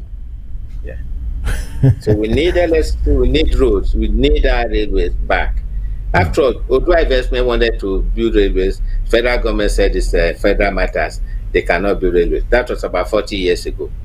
By now, if it was not a federal matter, you have found railways connecting Owo to Lagos by now, or Ayikare and all others. Ayetoro, the Ayetoro Egba, Monsoyo, and then Bado and everywhere. That was the plan of Odua Investment, to connect the whole of Ilẹ̀ Yorùbá. There's a fund. Ẹ jẹ́ ká ṣí ojú òpó káwọn èèyàn wá lè béèrè ìbéèrè lọ́wọ́ alálẹ̀ nítorí pé àgbà wọn láàyè láti béèrè ìbéèrè lánàá. Ẹ jọ̀ọ́ nígbà tí ẹ bá béèrè ìbéèrè yín ẹ ṣe ní ṣókí tẹ́ bá dẹ̀ ti béèrè ẹ̀ tán ẹ gbé fóònù lẹ̀ sọ ẹ lè lọ máa gbọ́ ní ọ̀dọ̀ yín náà lọ́hùn. Ojú òpó ti wà ní ṣíṣí báyìí gbogbo ẹ̀yin tẹ́ bá fẹ́ béèrè ọ̀rọ̀ lọ́wọ́ bàbá wa tàbí tẹ́ bá fẹ́ béèrè ọ̀rọ̀ lọ́wọ́ mi nọ́mbà tá a máa pè sí òun ló wà lójú òpó yẹn ẹ jọ̀ọ́ ẹ jẹ́ kí a máa pè WhatsApp nọ́mbà yẹn nítorí pé a fi bàbá mi gangan ẹ kálẹ́ sà. Ẹ kálẹ́ o. Mo láìkí adá bí àṣà lọ́wọ́ yín yẹn o. Mo fẹ́ dá sétò ni o. Ó yá ẹgbọ́n sókè ẹ̀ ti wà lórúkọ orúkọ yẹn àti bí tẹ́tí ń pèsè. Èmi ni David Ọláníyan láti United States. Okay. Mo ní kí n dúpẹ́ lọ́wọ́ yín ni for your clarification nípa rúmọ̀ tó ń lọ pé bàbá. Ẹ yí sílẹ̀ lọ́dọ̀ yín yẹn ẹ yí sílẹ̀ lọ́dọ̀ yín. Mo ti pa. So mo dúpẹ́ pé you are very forthright. Nǹkan tí mo dẹ̀ ṣe máa ń wo program yín nìyẹn pé tí mi ò bá gbọ́ òótọ́ níbì kan either from you màá gbọ́ òótọ́ ń bẹ̀ or from Ọláyọmí àwọn méjì yẹn ni mo máa ń lò tí n bá fẹ́ wádìí nǹkan and I'm very happy you prove me true because àwọn rúmọ̀ wọ̀nyẹn ó ń ba nǹkan jẹ́. Ní òru jẹ tàbí nǹkan ni tí wọ́n sọ pé àwọn military ti lọ sọ̀rọ̀ àǹdí ilé Ìgbòho tí mo pè yín lóru and you reply me ẹni tó bá tilẹ̀ bá mọ́ pé a máa mọ the fact. Nígbà tí ilé ọgbẹ́ mọ̀ lóòótọ́, we discovered that it is through the same higher killers here, but they are not military men. So I just want to thank you. Ọlọ́run á túbọ̀ máa fún yín ní ọgbọ́n àti òye. Ọlọ́run á dẹ̀ máa bùkún yín lẹ́mìí àti lára. Àmín sà, àmín sà. Ẹ kò dẹ̀ ní kí n dúpẹ́ lọ́wọ́ bàbá wa. I have benefited a lot from listening to him. And Ọlọ́run á jẹ́ kí wọ́n pẹ́ fún wa. Wọ́n á lè bọ̀ wá sọ́nà. Because Yoruba is a great nation. Tó bá jẹ́ pé wọ́n fún irú àwọn bàbá wa lẹ́yìn àyè ìgbà yẹn láti bá a ṣe nǹkan ni ipò tá a wà lẹ́yìn ìyá níwà bẹ́ẹ̀ àti wà ní gbòwájú. Bẹ́ẹ̀ni sà. Ọlọ́run á jẹ́ kí wọ́n pẹ́ fún wa. Ẹ ṣé gan ni bàbá. Ọlọ́run á sì máa dáàbò bò wọ́n. Yes sir. Ẹ ṣé sà. Thank you very much sir. Ẹ ṣé mo dúpẹ́ o. Thank you. Bye bye. Yes sir. Mo ti ní alàgbà mi lórí ìkànnà tí wọ́n fẹ́ bá wa sọ̀rọ̀ lórí nǹkan tó ṣẹlẹ̀. Alàgbà ẹgbọ́n sókè ẹ ti wà lórí ìkànnà sà.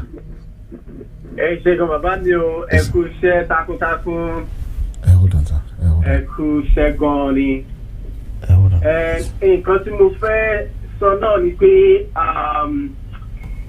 ó máa really help wa gan tí àwọn pẹ̀lú information báwo la ṣe lè gba information tó ń lọ láti validate ẹ̀ bóyá rọ́ ni àbóòtọ́. Mo ń sọ̀rọ̀ nípa voicemail tán filẹ̀ fún ti bàbá pa Adébánjọ. Ẹ dákun torí ẹ̀ mo ṣe ní pé kí n sáré sọ̀rọ̀ nípa yẹn. Tí ẹ bá gbọ́rù nǹkan bẹ́ẹ̀ sà, there's so many ways to try and verify it. Ẹ lè pè mí, ẹ lè pè Koiki, ẹ lè pè some few of us. And in most cases, tẹ bá béèrè nǹkan lọ́wọ́ mi tí n bá mọ̀ nípa ẹ̀, I will tell you categorically pé mi ò mọ̀ nípa ẹ̀. Àbí mi tí mọ̀ bó ṣe ṣẹlẹ̀. Ṣùgbọ́n pé kẹ́ fún mi ní time díẹ̀ sí máa find out bó bá ṣe rìn gangan. And àwọn tó pè mí léni lórí nǹkan tó ṣẹlẹ̀ yẹn wọ́n fẹ́ tó 20. Mo dẹ̀ sọ fún gbogbo wọn pé mi ò tí ì mọ nǹkan tó ṣẹlẹ̀. Ẹjọ́ bàbá mi ẹjọ́ for the last one kí kó má dàbí pé mo ń gbọ́rọ̀ lẹ́nu ẹ̀dá kò mo júbà o. Nǹkan tí mo fẹ́ sọ ní Peter rí there should be the youth wing of Afẹ́nifẹ́re. Àwọn ọmọ Yorùbá tó kọ̀ tó ń fẹ́ help Afẹ́nifẹ́re wọ́n pọ̀ àmọ́ àlẹ́ni tá a lè relate mọ́ tó jẹ́ mate wa tó jẹ́ pé ó máa lè fún wa ní information tó ń lọ so that àní máa react about the information online. There should be one person pé for your information, any information you have, you should go to this person. Kó jẹ́ bí our own Odùmarè but for the youth. Ó yẹ kí ẹ máa wà so that àbí báwo ló ṣe recruit àwọn èèyàn sínú Afẹ́nifẹ́re tó jẹ́ pé àwọn quality Yorùbá kids, young ones, tó jẹ́ pé ó jẹ́ old ones. Okay. Afẹ́nifẹ́re is it only by age? No, Afẹ́nifẹ́re. It's only by experience. Mo ní kẹ́kẹ́ bá wa ṣe ètò ẹ̀ so that Afẹ́nifẹ́re youth between the age of 20 to 50, this is the person you should talk to if they have any information to verify or validate or devalidate. So that I will help one, so that information that man get it, I just could get information so I can spread false news everywhere. I mean, I'm one of the people who are very active on social media, but could see more. These days I'm making great information to what through so LinkedIn, so the Facebook, so the unprofessional as they need. So ó yẹ ká ní ọ̀kan méjì tó máa sọ pé irọ́ ni òótọ́ ni ẹ̀dúró ẹ̀jẹ̀ ń verify kí n tó máa mọ̀ ọ̀kan. Àwọn tó bá jẹ́ WhatsApp group admin àwọn olóyè kó máa wà ní charge lórí kínní so that wọ́n máa pè information tó bá ti gbọ́ tí ò bá wà true kọ́ remove immediately ká tó sọ pé káwọn group member kó máa share ẹ jẹ́ bá wa ṣètò lórí yẹn ẹ ṣe gan. Ok, ẹ jẹ́ kí n sọ́kẹ́ tó máa lọ sà. Number one, Afẹ́nifẹ́re is not by age because ọmọ kékeré ni mí mo dẹ̀ sọ fún àwọn èèyàn pé mi ò join ẹgbẹ́ kankan ni. I don't want to join ẹgbẹ́. I don't want to be part of Afẹ́nifẹ́re. I don't want to be part of that. I don't want to be part of that. Nítorí pé tí n bá ti join ẹgbẹ́ tó ń bá ṣe nǹkan tí ò da mi ò ní lè sọ̀rọ̀. Ṣóyè yín. But they said to me wípé ẹni tó bá fẹ́ join Afẹ́nifẹ́re kó contact anybody one of them. They will guide them on how to do it. Tí bá fẹ́ join Afẹ́nifẹ́re ẹ contact mi lọ́la. I will put you in touch with people you can join. I'm sure there is Afẹ́nifẹ́re member in America. There is Akogun ní London bíbáyìí tó jẹ́ part of Afẹ́nifẹ́re ni. Ṣóyè yín. So you can actually do it. Akogun is the one on the line now. Akogun ṣe ní nǹkan tẹ́ fẹ́ sọ sórí ètò yìí ni. Akogun. Yeah, Baba. ok ẹgbọ́n sókè ẹ máa gbọ́ àṣà tó máa fún wa bàbá ẹ jẹ́ fi ilẹ̀ kẹ́ máa lọ sà ẹgbọ́n nǹkan tó máa sọ fún yín sà lọ́dọ̀ yín náà ẹ ṣe ó yá Akọgun téèyàn bá fẹ́ join Afẹ́nifẹ́re báwo náà ṣe lè join Afẹ́nifẹ́re. Anybody come pè mí láwọn fẹ́ jẹ́ Afẹ́nifẹ́re anywhere all over the world táwa pè mí máa connect to wọn anywhere all over the world.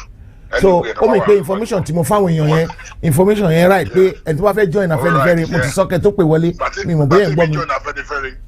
38 years ni mi pẹ̀lú jẹ́ Afẹ́nifẹ́re. How old? 38 years old. 38 years old so it's not by age. àwọn tó kéré jù wá lọ wà ní Afẹ́nifẹ́re. Okay nǹkan tí mi ṣe join Afẹ́nifẹ́re àbí group ele I'm for Yoruba nation. kò yí àwọn èèyàn ṣẹ́rí kò yí àwọn èèyàn tó bá sọ̀rọ̀ Afẹ́nifẹ́re ọ̀dàlẹ̀ ló kọ̀ jù àwọn èèyàn míì tó yẹ pé ó ń kàn bá àwọn ètò pé wọ́n mọ ọkùnrin Afẹ́nifẹ́re they will just come out wọ́n kàn fóònù irọ́ kan ọgbà nígbà. but a lè trust nǹkan tẹ́yìn sọ náà nítorí pé party yín ni wọ́n party wọn ni yín so ẹ lè máa roko sọ́dọ̀ ọ̀hún yín ẹ lè máa roko sọ́dọ̀ Afẹ́nifẹ́re nítorí pé Afẹ́nifẹ́re ni yín.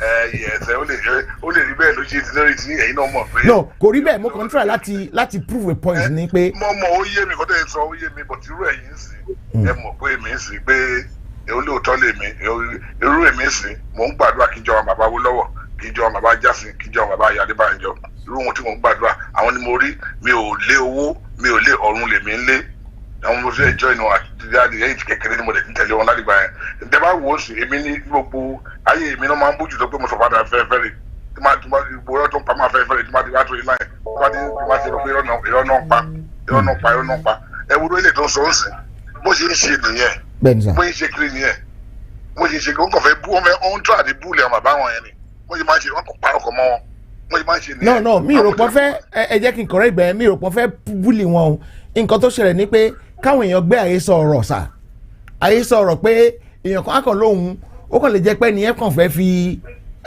fi gba òkun.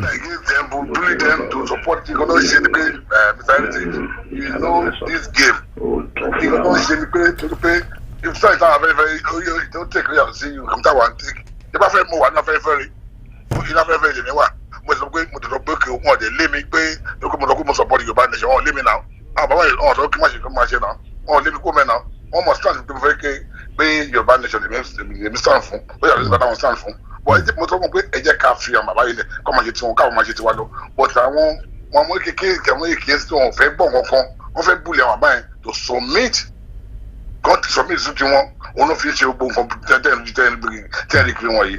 ẹ jẹ́ kí n fi ilẹ̀ bàbá kẹ́ máa lọ mo ti dúpẹ́ lọ́wọ́ yín nítorí pé ẹ jẹ́ Afẹ́nifẹ́re mi fẹ́ kẹ́ change narrative mi díẹ̀díẹ̀ mo mọ̀ pé Afẹ́nifẹ́re ò sọ bẹ́ẹ̀ mo support wọn pé wọ́n sọ bẹ́ẹ̀ ṣóye yín ó dá mi lójú bọ́ mi fẹ́ kẹ́ ẹ sẹ́ẹ̀lì Afẹ́nifẹ́re lórí ètò ìlálẹ́ yìí. ó ti yé mi bọ́ ẹni pẹ̀lú Afẹ́nifẹ́re gbogbo àgbáyé come get pẹ̀lú mi David Hamilton come get pẹ̀lú mi. Okay, David Hamilton voice on Facebook on YouTube and if you want his number if you ask me I will give it to you. Bàbá aláti Amẹ́ríkà ẹgbọ́n sókè ti wà lórí kan náà sà. ẹ ṣe bá. Hello sir. Hello. ẹ ti wà lórí kan náà ẹgbọ́n sókè ẹ pa lẹ́yìn yẹn má gbọ́ lẹ́yìn ẹ gbọ́ lọ́dọ̀ mi bí wàá ní sà. Mò ń gbọ́ lọ́dọ̀ yín mo kí yín lọ́pọ̀lọpọ̀. Ẹ kálẹ́ sà. Ẹ kálẹ́ sà. Ẹ kálẹ́ dáàdi wa. Kò ṣe dáàdi yín èkejì ọ̀rẹ́ yín ní ti France lélẹ̀. Ok. Mo ní kí n tó kí yín ni. Ok ẹ ṣe sà. Pé iṣẹ́ takuntakun tẹ̀ ń ṣe àwọn àtẹ̀gbé wá sí orí àwò yìí ni wọ́n á ń lò. Mo kàn fẹ́ sọ̀rọ̀ sókè ni nípa Afẹ́nifẹ́re. Bẹ́ẹ̀ni sà. Àwọn tó ń ba ibi tí problem wa wà ní ilẹ̀ Yorùbá London ni. Ní orí Afẹ́nifẹ́re yìí ni bí mo ṣe kéré mo lọ bá bàbá Adésànyà lẹ́kọ̀ọ́ ọ̀rọ̀ mi sí ni kótókù London ní Hilton òun láti kó gbogbo ẹgbẹ́ ọmọ Yorùbá ti Germany pọ̀ tó lọ fọ́ọ̀mù ẹgbẹ́ ọmọ Yorùbá kan òun ló lágbára jù ní gbogbo Europe àwa náà fall apart nítorí ìjẹkújẹ ṣé London wọ́n ti pín Yorùbá pín wẹ́lẹ́wẹ́lẹ́ ní street kan máa ní Ìjẹ̀bú máa ní tiẹ̀ Oǹdó máa ní tiẹ̀ gbogbo ilé máa ní tiẹ̀ òun ló ń ba ti London jẹ́ àwọn kan máa sọ pé Afẹ́nifẹ́re reform ẹ jẹ́ ká padà ká wá di ìmọ̀ kan bí àwọn bàbá wa ṣe gbórí ẹ̀ nígbà yẹn táwọn àwọn bàbá Awólọ́wọ̀ àwọn ṣìfẹ́ Orósanwó bọ́ ṣe ń ṣe kó lè rí bó ṣe rí. Ẹgbẹ́ Yorùbá ti pọ̀ jù London, ẹgbẹ́ Wàsíù, ẹgbẹ́ Àyìndé, ìyẹn kọ́ la fẹ́ jẹ. Ọ̀rọ̀ tó ń bọ̀ yìí ó ní ti gbogbo wa la máa lọ ká máa dáwó. Ṣùgbọ́n tẹ́ bá ti fowó ń ṣe pátí tẹ́ ń jó kiri, báwo la ṣe máa ṣe nǹkan tó dáa? Bìkọ́ mo fẹ́ kọ́ máa rántí pé ìgbà tó ní ká lọ bá àwọn bàbá tó kú bọ́ọ̀n jẹ́ ṣe nǹkan dáadáa láti sọ ó ní ilẹ̀ kan tó ń gbé fún wa pé ká ṣe. Torí ẹgbẹ́ ọmọ Yorùbá in North America àwọn ẹ̀ tẹ̀sí dáadẹ́. They came to come and address us ní Swiss. But nítorí pé ti France ìgbà tó dé bíbí kan àwọn kan kó wá jẹ òun la ṣe wà bá ṣe wà ìtẹ́gbẹ́ ọmọ Yorùbá in Europe tí kò fi function mọ́ ibẹ̀ la ní problem sí. Ṣùgbọ́n Germany ń function pọ̀ kò sí ẹgbẹ́ ọmọ Yorùbá ìṣọ̀kan ní gbogbo London. Heritage mo fún ẹ níṣẹ́ rẹ láti ṣe kò dáa òun ní ibẹ̀ ní problem wa wà. mi ń lè bàbá mi. Ìṣọ̀kan àti bàbá ní London we will not go anywhere. Tẹ́ bá lè ṣe ẹ máa gbọ́ wa tó ẹgbẹ́ ti pọ̀ jù ní London we need one. Agbọ́dọ̀ papọ̀ ní bóyá Muslim ni wá bóyá Ifá là ń dá o agbọ́dọ̀ ní central body kan ní ìlú London yẹn. Without it we are just fucking ourselves. Ẹ má bínú o èmi ò gbọ́ Yorùbá dáadáa ṣùgbọ́n díẹ̀ tí mo lè sọ òun mo sọ yẹn mo dúpẹ́ lọ́wọ́ yín púpọ̀. Àwa náà ti ń àtúnṣe tiwa ní ìlú France níbí. Àtúnṣe pẹ̀lú àwọn Yorùbá ti Benin àti Togo. So we challenge you people to do kẹ́ẹ̀fù náà ṣe àtúnṣe nílẹ̀ London yẹn. Mi ò fẹ́ wá bẹ̀ kí n máa rí ẹgbẹ́ Yorùbá Ìlàjẹ torí èmi náà apá kan Ìlàjẹ apá kan Oǹdó apá kan Ṣẹ̀kírì ni jẹ́rìí mi ò lè máa ṣẹgbẹ́ Ṣẹ̀kírì kí n tó lọ sí Tòǹdó ẹgbẹ́ Yorùbá ni mo máa wà. So bó ṣe máa jẹ́ ni mo fún yín ní I'm giving you that challenge ẹ lọ parapọ̀. Àfọ́sà àwọn gbogbo àwọn tó wà ní Germany kan lọ dá ẹgbẹ́ kan lẹ̀ ní jẹ́ 45 in number now they are the most strong only one central body but lọ́nà kò sí central body ọkọ̀ wà jákèjádé ni Adéjùmọ̀ wà ń bẹ̀ ẹ lọ bèrè lọ́wọ́ wọn tẹ́ bá rí online àjọ ń ṣe party ní ibi tá a ti ṣe ní Heathrow hotel ní nínú hotel tó wà ní Houston ibẹ̀ la ti ṣe. bẹ́ẹ̀ni sá. So mo dúpẹ́ lọ́wọ́ yín iṣẹ́ tẹ̀ ń ṣe. ẹ ṣe gan ni sá. ohun wa lórí ẹ ṣe gan. ẹ ṣe dadi mo dúpẹ́ sá ẹ ṣe sá. Thank you very much. Lórí ọ̀rọ̀ tí bàbá sọ mo fẹ́ sọ díẹ̀ lé lórí kí n tó bá bàbá mi láti Amẹ́ríkà kí n tó bá wọn sọ̀rọ̀.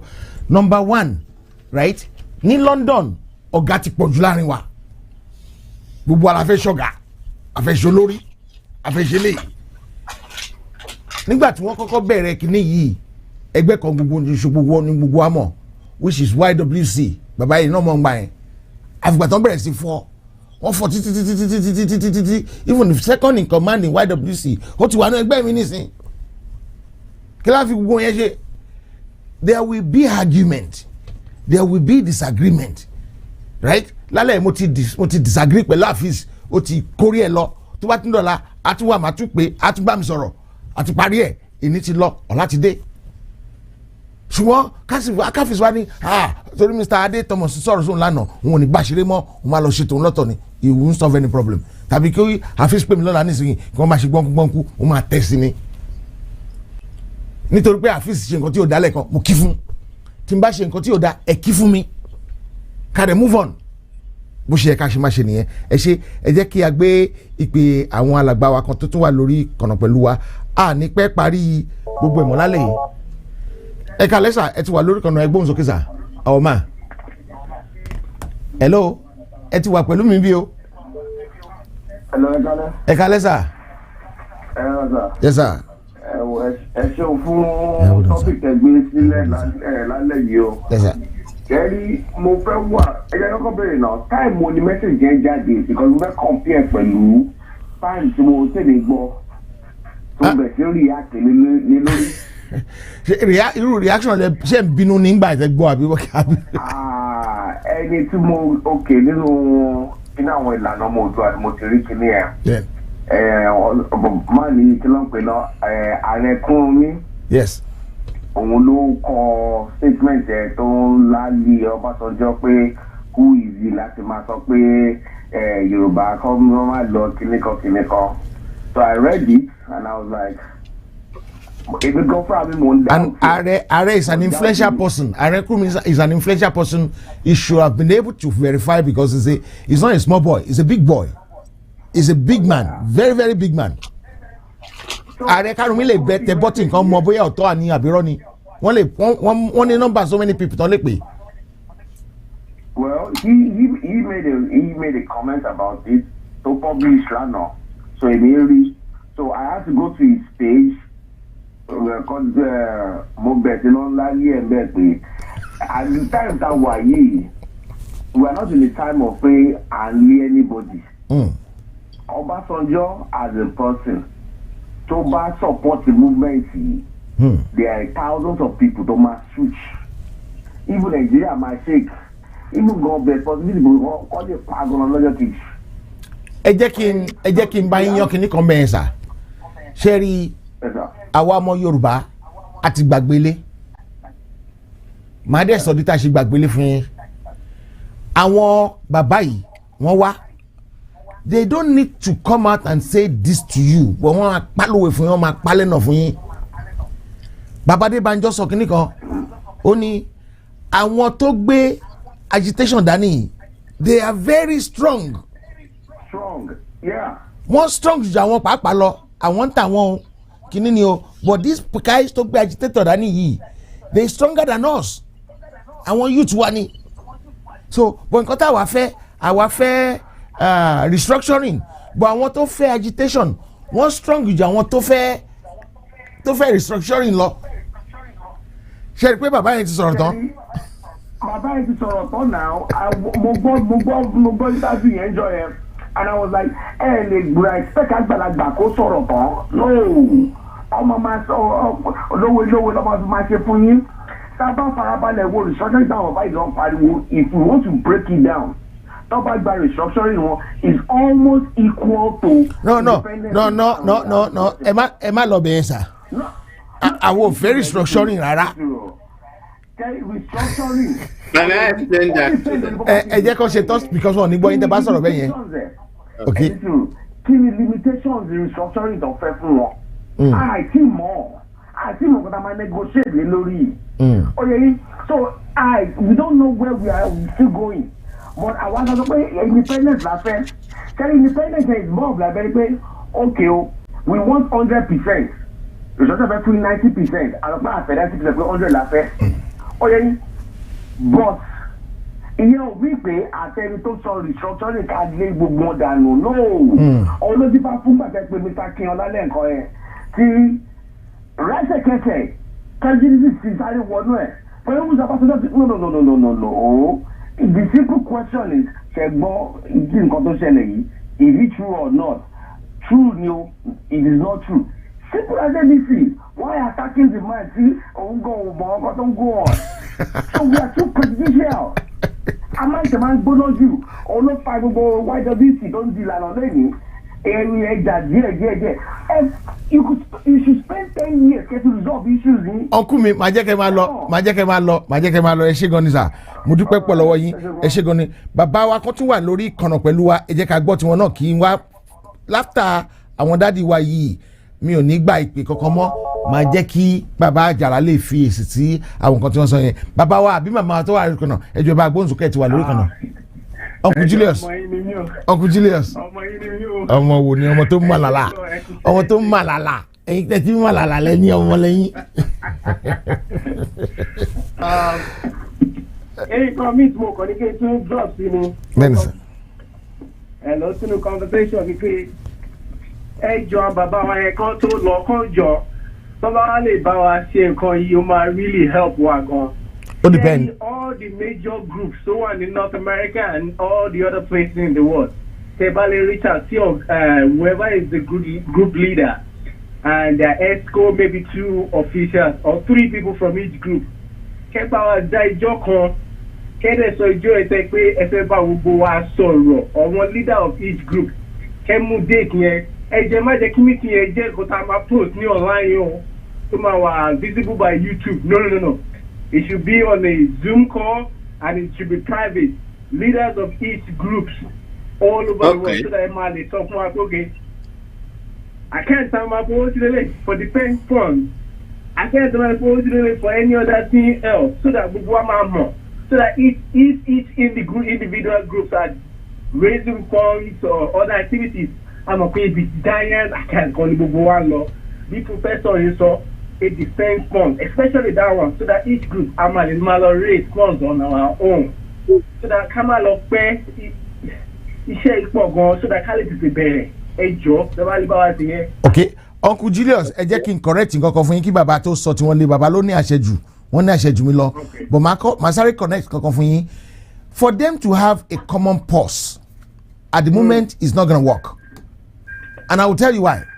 Until tell me bàbá ìbá jẹjẹ tó bá sọ̀rọ̀ àwọn ọdẹ àgbàlagbà tó bá bẹ̀rẹ̀ sí ṣe papọ̀ gbogbo wọn tó yẹ pé they are all one at the moment oníkàkú ṣe tiẹ̀ lọ́tọ̀ọ̀tọ̀ ni ẹgbẹ́ ilé yìí bí bàbá alákọ̀ọ́sí sọ ẹgbẹ́ ilé ìṣẹ́gbẹ́ ilé ẹgbẹ́ ilé ìṣẹ́gbẹ́ ilé ẹgbẹ́ ilé ìṣẹ́lẹ̀ tó bá tún di ọ̀la mo tún lè bá yín bẹ́ẹ̀ tiẹ̀ ok lánàá lórí show yìí lánàá nígbà tí wọ́n ní mo gbọ́ pé Ayọ̀ fẹ́ dá rédíò lẹ̀ mo wá kí mo ní Ayọ̀ lè dá rédíò lẹ̀ kó èkì ń ṣe kan lọ́wọ́ ẹ jẹ́ kó parí ẹ̀ ẹ jẹ́ ká mọ̀ bí tá à ń lọ lórí yẹn kí láti fẹ́ lọ dá rédíò mi lẹ̀ fún no that is totally nonsense ṣóyè yín because tí n bá ṣe bẹ́ẹ̀ right ẹlòmíì àtúndá ilé àtúndá bíi ẹlẹ́gbẹ́jẹgbẹ́ gbàtọ́ dẹ̀ dàárọ̀ yìí Kóìkì pè mí ó ní torí mo pè lánàá gbà tí mo gbọ́ kínní yẹn pé Kóìkì kí ló ṣẹlẹ̀ Kóìkì dẹ̀ pè mí ó dẹ̀ ṣàlàyé fún mi right and it makes sense what the guy said mo dẹ̀ sọ fún Kóìkì mo ní look nobody is going to do any radio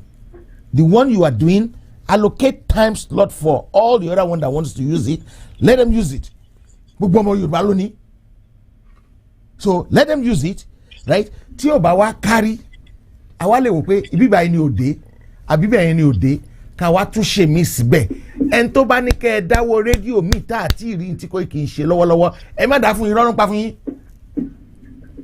bá ṣe tún máa dá ẹgbẹ́ oríṣiríṣi lẹ̀ lórí rédíò nìyẹn a tún máa sọ rédíò di ẹgbẹ́jẹgbẹ́ no we don't want that any money Koiki said the money for the radio that he's doing is they have enough money now fine fantastic and he said to me by the end of May they will deliver it let him deliver that let it start working so káwa wo limitation tó bá ní ká wo bí tí ò tí ì dé àwa mọ̀ bóyá a máa ṣe mí sí àdúgbò òbí tí ò dé ni àbí nǹkan kan ni that is the way to do it but ká dáwó kí gbogbo wa bẹ̀rẹ̀ kó má ṣiṣẹ́ ká má rojútu ẹ̀ kí la máa ṣe sí we stock lágbára Ọlọ́run máa ṣiṣẹ́ kò ní sí nǹkan tó máa ní kó má ṣiṣẹ́ ṣùgbọ́n at the moment we need to know the limitation for it so that we can work out if there is any tickling we need to do about it if there is any new one we have to do in another area we don't need to overlap it in London gbogbo sọ̀rọ̀sọ̀rọ̀ sì pọ̀ ju London ṣó yín sà Ọlọ́run gbàdúrà ẹ jẹ́ kí n jẹ́ kí n máa lọ so bàbá àjàlá lè fún yín lésì ẹ lè gbọ́ lórí system yìí náà God bless you ẹ ṣé mo dúpẹ́ o bye bye sir thank you sir bàbá àjàlá sì máa fún yín lésì o kẹ́ gbọ́ o ó yá bàbá ẹ sọ̀rọ̀ tí yín nìsín yín ló kàn eégún lání kẹ́ ìgbàlẹ̀ la máa fi yín ṣe. ẹni tó sọ̀rọ̀ gbẹ̀yìn yẹn ọ̀rọ̀ tó gan ló sọ a gbọ́dọ̀ ní àpéjọ àti sọ̀rọ̀ pẹ̀lú àwọn leaders.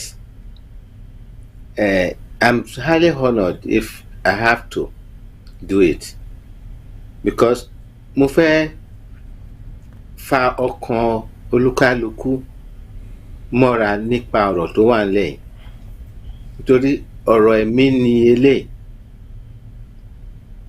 a fẹ́ kí a ta ẹ̀jẹ̀ sílẹ̀ púpọ̀ torí wọ́n ti ń ta ẹ̀jẹ̀ sílẹ̀ but tá a bá mọ òdodo táwọn èèyàn wa gbogbo tá a bá kọrí síbì kan náà pé Oòduà nation la fẹ́ tí ó sì pé bóyá à ń fi igi ìgbálẹ̀ bo need wa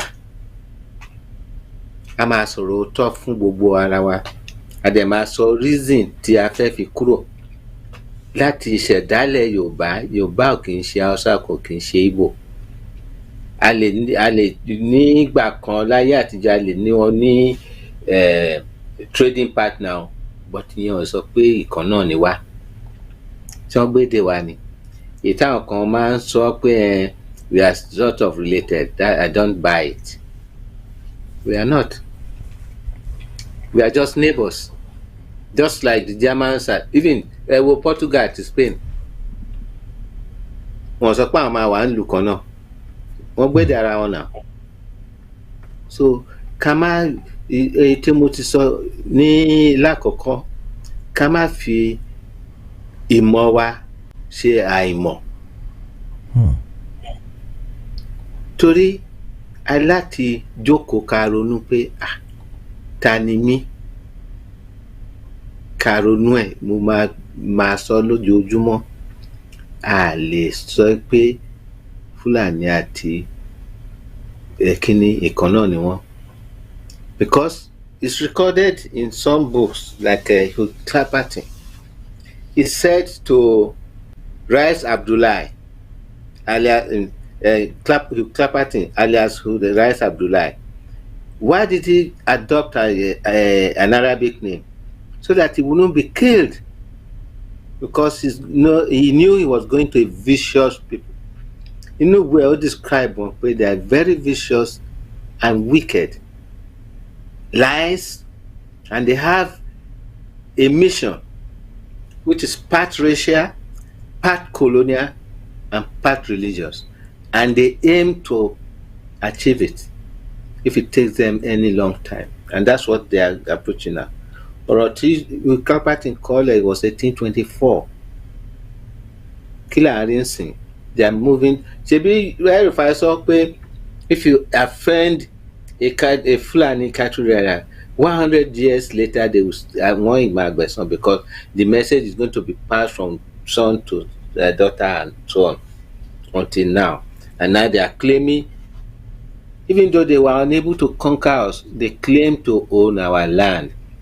I've spoken to a lot of youths back home in the last few days, because man gbìyànjú láti wá òdodo àti nǹkan tó ń ṣẹlẹ̀ on the grassroots. Nǹkan tí wọ́n láwọn gbọ́ ni pé àwọn Fúlàní ẹ̀tàn bá sọ fún kí ló ń ṣe bíbá wọn ní ilẹ̀ bàbá àwọn ni, pé bàbá àwọn ó ti gbàálẹ̀ fún wọn láti many years ago. The same thing, the lie, a professor in Kaduna was telling his students that it's the money from groundnut that was used for oil exploration. I've been hearing that several times. Even in London here, I was in a park when I met somebody from the Middle Belt who happens to be an Hausa person. It's our groundnut money that developed oil in the Niger Delta. I was wondering, why do you lie to your citizens? So most of them live on lies, and that's why it was, you see, and that's why maybe even those educated believe these lies that their elders tell them. So I would say we are in a grave danger anymore. What I will say is that at the moment, beauty and cotton jewelry, Shama Drosibeni. We should not. We should not. That's why I'm calling to the minds and souls of all of us, still alive and those dead, that we should wake up to the reality. The Yoruba race and the Yoruba nation is not achievable, but will be achieved. When you say achievable, that's a doubt. I don't use that word. It will be achieved. And we are not waiting for 2023. That's a fact. We are not going to wait for 2023. Everything is in place. We cannot just be announcing what is happening. Even the Afenifere who are talking about restructuring, they are using that as their calling card. But they are not stopping us, because it's a calling card. And as in the last few days, I understand that a proposal had been made for creation of 42 new states. See, banana states. when the current states can't even manage themselves, and then they put a clause or all the states will take possession of 50% of their revenue. Where is that revenue coming from? Baba Jala. Yes. Baba Jala, from experience, okay, all those things are something that some people will sit down somewhere and write it. They're not in the government. Because I remember some time ago when Ayo Akinfe wrote a proposal. Ayo Akinfe lives in London. He wrote something. Hold on, sir. Ayo Akinfe wrote something, and within a short time, he started going around that the National Assembly, the House of Rep, or whatever they call them in Abuja, are the one that wrote it. Well, I saw it. Ayo Akinfe wrote it. They took his name out. All these things are being written by somebody else, not the Nigerian government, because they cannot talk about state creation. They don't have the money to fund it. Let's answer this call quickly. Baba Igbonzo Kizai to I said, even if that's what they are doing. Hold on, caller. Baba Jala is sir. Even if that's what they are doing, you see, information is a bomb. It's our people spreading this false information, sir. It's a particular study. And it's been used very effectively in wars. When you position information, it's the greatest bomb than the bullet. So, and that we should be wary of what we see and what we hear and what is said to us. We should all investigate. And let me mention that one, that because a lot of people will see it, because I want to let them know that we don't need anything of the sort. 42 new states, no, we don't need it. Whoever must have posted it out. We don't want people to be deceived by such outward presentation of falsehood. Thank you. Yes, sir. Caller wa Igbonzo Kizai wa lórí kan sir. Ẹ kálẹ́ sir. Yes, sir. Àmì àṣẹ sir. Mo kí bàbá o. Ẹ ṣeun. Àmì àṣẹ náà. Ẹ ṣe gan ni. Ẹ̀gbọ́n mi Adúgbò. Yes, sir. Ẹ ṣe gan. Ẹ kú iṣẹ́ takuntakun. Àjọ ń ṣe ni sir. Wọ́n ní ìkúròwò òkùrìwò ni. Wọ́n ní nǹkan tá a bá jẹ ògìgún nígún. Kò ní wà rúru ká tó wà rúru. Káwọ̀ rúru. Ẹ jọ ṣe rí ọ̀rọ̀ tó wà nílẹ̀ nípa ẹni tó send voice message. Ó ní bí gbogbo wa ṣe lè jọ gbé wọn rà. Ẹ̀tọ́ yín ní láti tàn wọ́n lẹ́sìn. Àwọn tó sọ pé wọn ò fẹ́ ìsọ̀rọ̀ sínú bí wọn, ó yẹ kí ẹ mọ̀ pé liberation ti kọjá bẹ́ẹ̀. Àwọn èèyàn oníkan tó ń ṣẹlẹ̀ ní east, wọ́n nìkan tó ń ṣẹlẹ̀ ní north, wọ́n nìkan tó ń ṣẹlẹ̀ ní yewa, wọ́n nìkan tó ń ṣẹlẹ̀ nílé. Ṣé kò yé nígbà wọ́n dẹ̀ mọ ipa tẹ̀yìn kó. So tẹ́nìkan bá gbé false information wá, ẹ̀tọ́ yín láti bá wa là lójú, ẹ̀dẹ̀ ti ṣe lé ní. Ọkẹ́ alájọ tó pè wọlé tí wọ́n fi gbàràgbàrà dá wa lóhùn lórí ọ̀rọ̀ tó sọ wọn ò jẹ̀bi ọ̀rọ̀. Àwọn dùn wọn náà ni. Àwọn náà ní follower tó jẹ́ pé wọ́n fẹ́ gbọ́ pé wọ́n fẹ́ defend bàbá gan. Bó ṣe jẹ́ pé bàbá Adébánjọ òwe ló ń pa. Ṣùgbọ́n láyé tá a wà ń sìn yìí, àwọn ọmọ tí wọ́n bí ń sìn yìí wọn ò gbọ́ òwe. Ó dìgbà tá a bá gbẹ́ Yorùbá nation mẹ́sìn wọn máa sọ fún wọn pé òwe lọ̀rọ̀ yìí tẹ́yà àgbàlagbà bá ń sọ̀rọ̀ bí eléyìí. Bàbá ń wọ́ Buhari sírìn ni kí Buhari jáde kó wá sọ̀rọ̀. Bọ̀dìmánà ò lè jáde torí aláyé ti ní dementia. Hold on, sir. Normally, tí Buhari bá wá sí England for medical treatment, àwọn èèyàn máa rí. Ó máa bọ́lẹ̀ ní plane, wọ́n máa rí. But this time around, because he came here on a wheelchair, nobody see him. Wọ́n smoke wọlé. Wọ́n dẹ̀ smoke ìjáde padà. Pàtó dẹ̀ dé Nàìjíríà náà, wọ́n tún gbé bọ́lẹ̀ náà ni. Pákéjì ni ṣé kò yé yín? Ó yẹ kí understand the reason why táwọn ọ̀nà fi ń bínú lórí pé èèyàn kan fi voice message lẹ̀ sà. Sọ̀rọ̀ mi ò yé yín sà. So ẹ jọ ẹ jẹ́ ẹ pé àwọn agitation tó kù ẹ bá wọn sọ̀rọ̀. Àtẹni tó sọ pé àwọn Afẹ́nifẹ́re sọ bẹ́ẹ̀, àtẹni tó sọ pé àwọn ò gba story yẹn gbọ́, gbogbo wa ló jọ ní rò tàfẹ́jọ play ṣe understand báyẹn. So ẹ ṣe gan ni. Àwọn ọmọ ẹ wo bọ̀bọ̀ àwọn USA kan pè sí wọ́n náà ò dá sọ̀rọ̀ because wọ́n ti mọ̀ pé pàdé lọ́ba níbẹ̀ yẹn pé kò ń ṣe Buhari wọn. So Buhari kọ́ ló kú Buhari gbogbo alámọ̀bítà lọ. So mo kí bàbá lẹ́ẹ̀kan sí ẹ ṣe gan ni. Ẹ ṣe sir, thank you very much sir, God bless you. Bàbá wa ẹ jẹ́ ká lùdé ẹ fún wa ní last word yín sir. Nǹkan tí màá tún bọ̀ tẹnumọ́ ni pé kí gbogbo wa mọ̀ pé àti ní ìlú wa o ìlú tá à ń pè Nàìjíríà trading post ni mo ń describe ẹnu àwọn òwe tí mo ń kọ àyìnbó wọ́n wá ta ọjà ni wọ́n dẹ̀ wá ra ọjà wọn ò bá wa ṣe Yoruba group of nations or kingdoms. They did not come to create nations for us in Africa. And that's one thing our front-runner baton holders, what I describe as those who took the baton of independence from the white men, were not thinking. The independence we had should have been the dissolution of the boundaries the white men created, so that each one will go his own way. And I was jocularly looking at the whole thing in 1964. I was already in secondary school when the conference, OAU conference, was held in Addis Ababa. The communique, one of the most interesting ones to me, was that, we are going to keep all the boundaries the white men created for us. You know, my first thought, which I told my mates in the class, I said, some of them don't want to come back home to find that they don't have a country to rule. That's why they agreed on that basis. But they are not thinking for their people. If they were thinking for their people, it would have been an honor for them to revert back to what they were before the white man came. Look at the Congo. Look at us. There has there been any peace from the time? Okay, let's come to the forefront. From independence, like I mentioned, on the day of independence, our great leader Awolowo was not properly invited.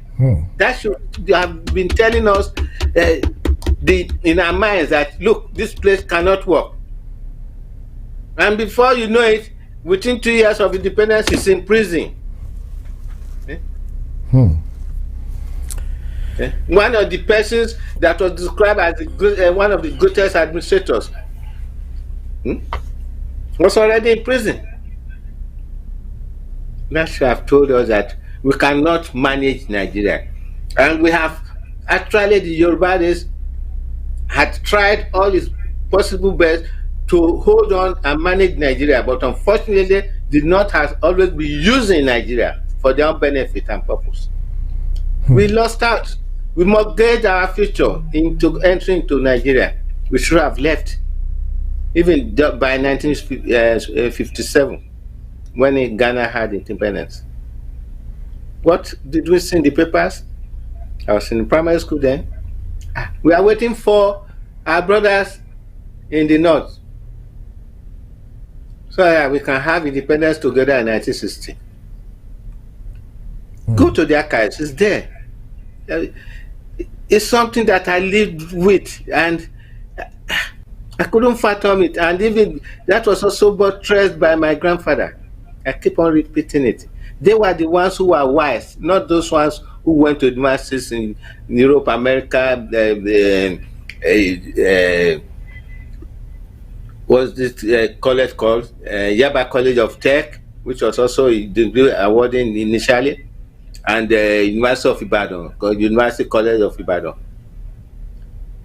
Going to such institutions should inform you to look back into where are we coming from. How do we live in my Igure? What are the things that are available there? How can I change it with my education? Most of us abandon our villages after graduating. You lost Silemo. You can conquer Ajay if you believe they can't harm you. Baba, I want. They live on fear. Fear destroys. And that fear, I'm telling us that we should not be afraid to call time for Nigeria. The dissolution. It's not secession, it's not disintegration. It's a total dissolution from source. Where it started, 1914, January 1st. It's a Thursday. Thank you. Thank you very much, sir. ẹni tó bá fẹ́ wá òótọ́ nínú gbogbo àwọn document tí wọ́n kọ jáde lórí ọ̀rọ̀ wọ́n fẹ́ divide wọ́n fẹ́ create another 40 state. If you search on Facebook Ayo Akinfe is a freelance writer and he writes so many things, and when he wrote it rather, a lot of people will start carrying it about to think this is what is right, or this is what is good, or this is what is going on. Ayo Akinfe is a freelance writer.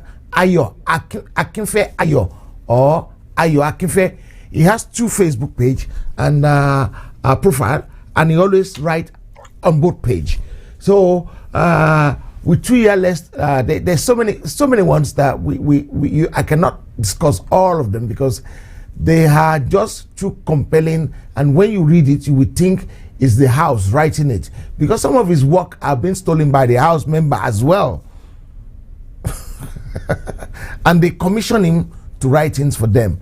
And Ayo Akinfe will write things and put it on Facebook, and some people will take it, steal it, and think it is something that is very, very important. It's just a freelance writer, a writer that wants to be known. Ayo Akinfe is a friend, and if you go on Facebook and search Ayo Akinfe or Akinfe, Akinfe, Akinfe Ayo, I call him Tall Man Ayo. If you look there, you will be shocked how many things you read on WhatsApp that was credited to the government, but they are not from the government. They are from this gentleman. Baba, I want to say a very big thank you for coming today. I really appreciate your time on the program today. Thank you for all of our people that are listening to me. Yes, sir. May the gracious Lord, Ọlọ́run Olódùmarè, dúró ti gbogbo wa o. Adébítà lọ, agbára Ọlọ́run Olódùmarè. Okay, Eshegoni Baba, I want to thank Baba for all he has been doing for us lately, because he has been pumping a lot of information into our brain, and I believe we have all been assimilating it and taking it in so that it can go a long way for us. Once again, what is the meaning of YWC, Yoruba World Congress? Yoruba World Congress. Thank you for telling my brother, my family about the meaning of Yoruba World Congress. I want to thank everybody, even though I've not been able to mention name. Baba has rightly pointed out the issue of differences in language, which bears no connectivity among the various sovereign nationalities that makes up Nigeria. I want to thank all of you. I want to appreciate you. I want to say thank you for accommodating me, even though sometimes I'm naughty, even though sometimes I'm stupid, even though sometimes I try to get angry unnecessarily. But sometimes you get angry when people have the chance to verify what's supposed to be the truth and they didn't verify it. Until tomorrow that I come your way again, my name remains Ade Thomas, just lovely. You have to accommodate me because I'm tolerating you too. So you have to tolerate me too. Sometimes I get angry with you. Sometimes you have to get angry with me, especially when I'm not doing, especially when I come late. You know, when I say I'm coming out at 8 o'clock and I don't come out at 8 o'clock, you have the right to. And some good people among you will call me and tell me off to say, hey, you said you're coming out. One of my auntie called me today and said, do you think we all have time to wait till 11 o'clock before you start your show? Could you please bring it out now? And I said, if you start early, it will affect the earlier program. I want to appreciate you all. Please, if you like the show, like it. If you don't like it, give it a thumb down, and so that I can know how you actually feel. If you like it, fine, give it a thumb up. If you don't like it, give it a thumb down. And we see if you can adjust things from there. But I will always tell the truth, no matter how difficult it is. I will always tell the truth, no matter how difficult it is. I've been very fortunate rather, that throughout my secondary school days, I was not given that statement to write. Some people were given that statement to write 1,000 times, 2,000 times, 5,000 times. I've not been given anything to say, I promise I will always be a good boy. I've never been given that, right? So I've been very, very fortunate. Even in school, my English was not good anyway. I'm a mathematician, so why worry the lion? So if teacher give me that kind of thing, the teacher, I will blow grammar, the teacher will run. You won't be able to accommodate the grammar I will be blowing because I will be saying brang. I brang it yesterday. And the teacher will not like that. So the teacher will not give me that kind of statement to write. That is the reason. I want to thank you all. I want to appreciate you. And until tomorrow, or before I go, if you want the t-shirt, the number still remains the same. Look at me, look at how I quit, and look at Baba's app today. If you want the t-shirt, the number remains the same. And on Saturday, the 1st of May, there will be a rally in Peckham. Ooh, I will be there. Are you going to be there? 11 o'clock, Peckham Rye Lane.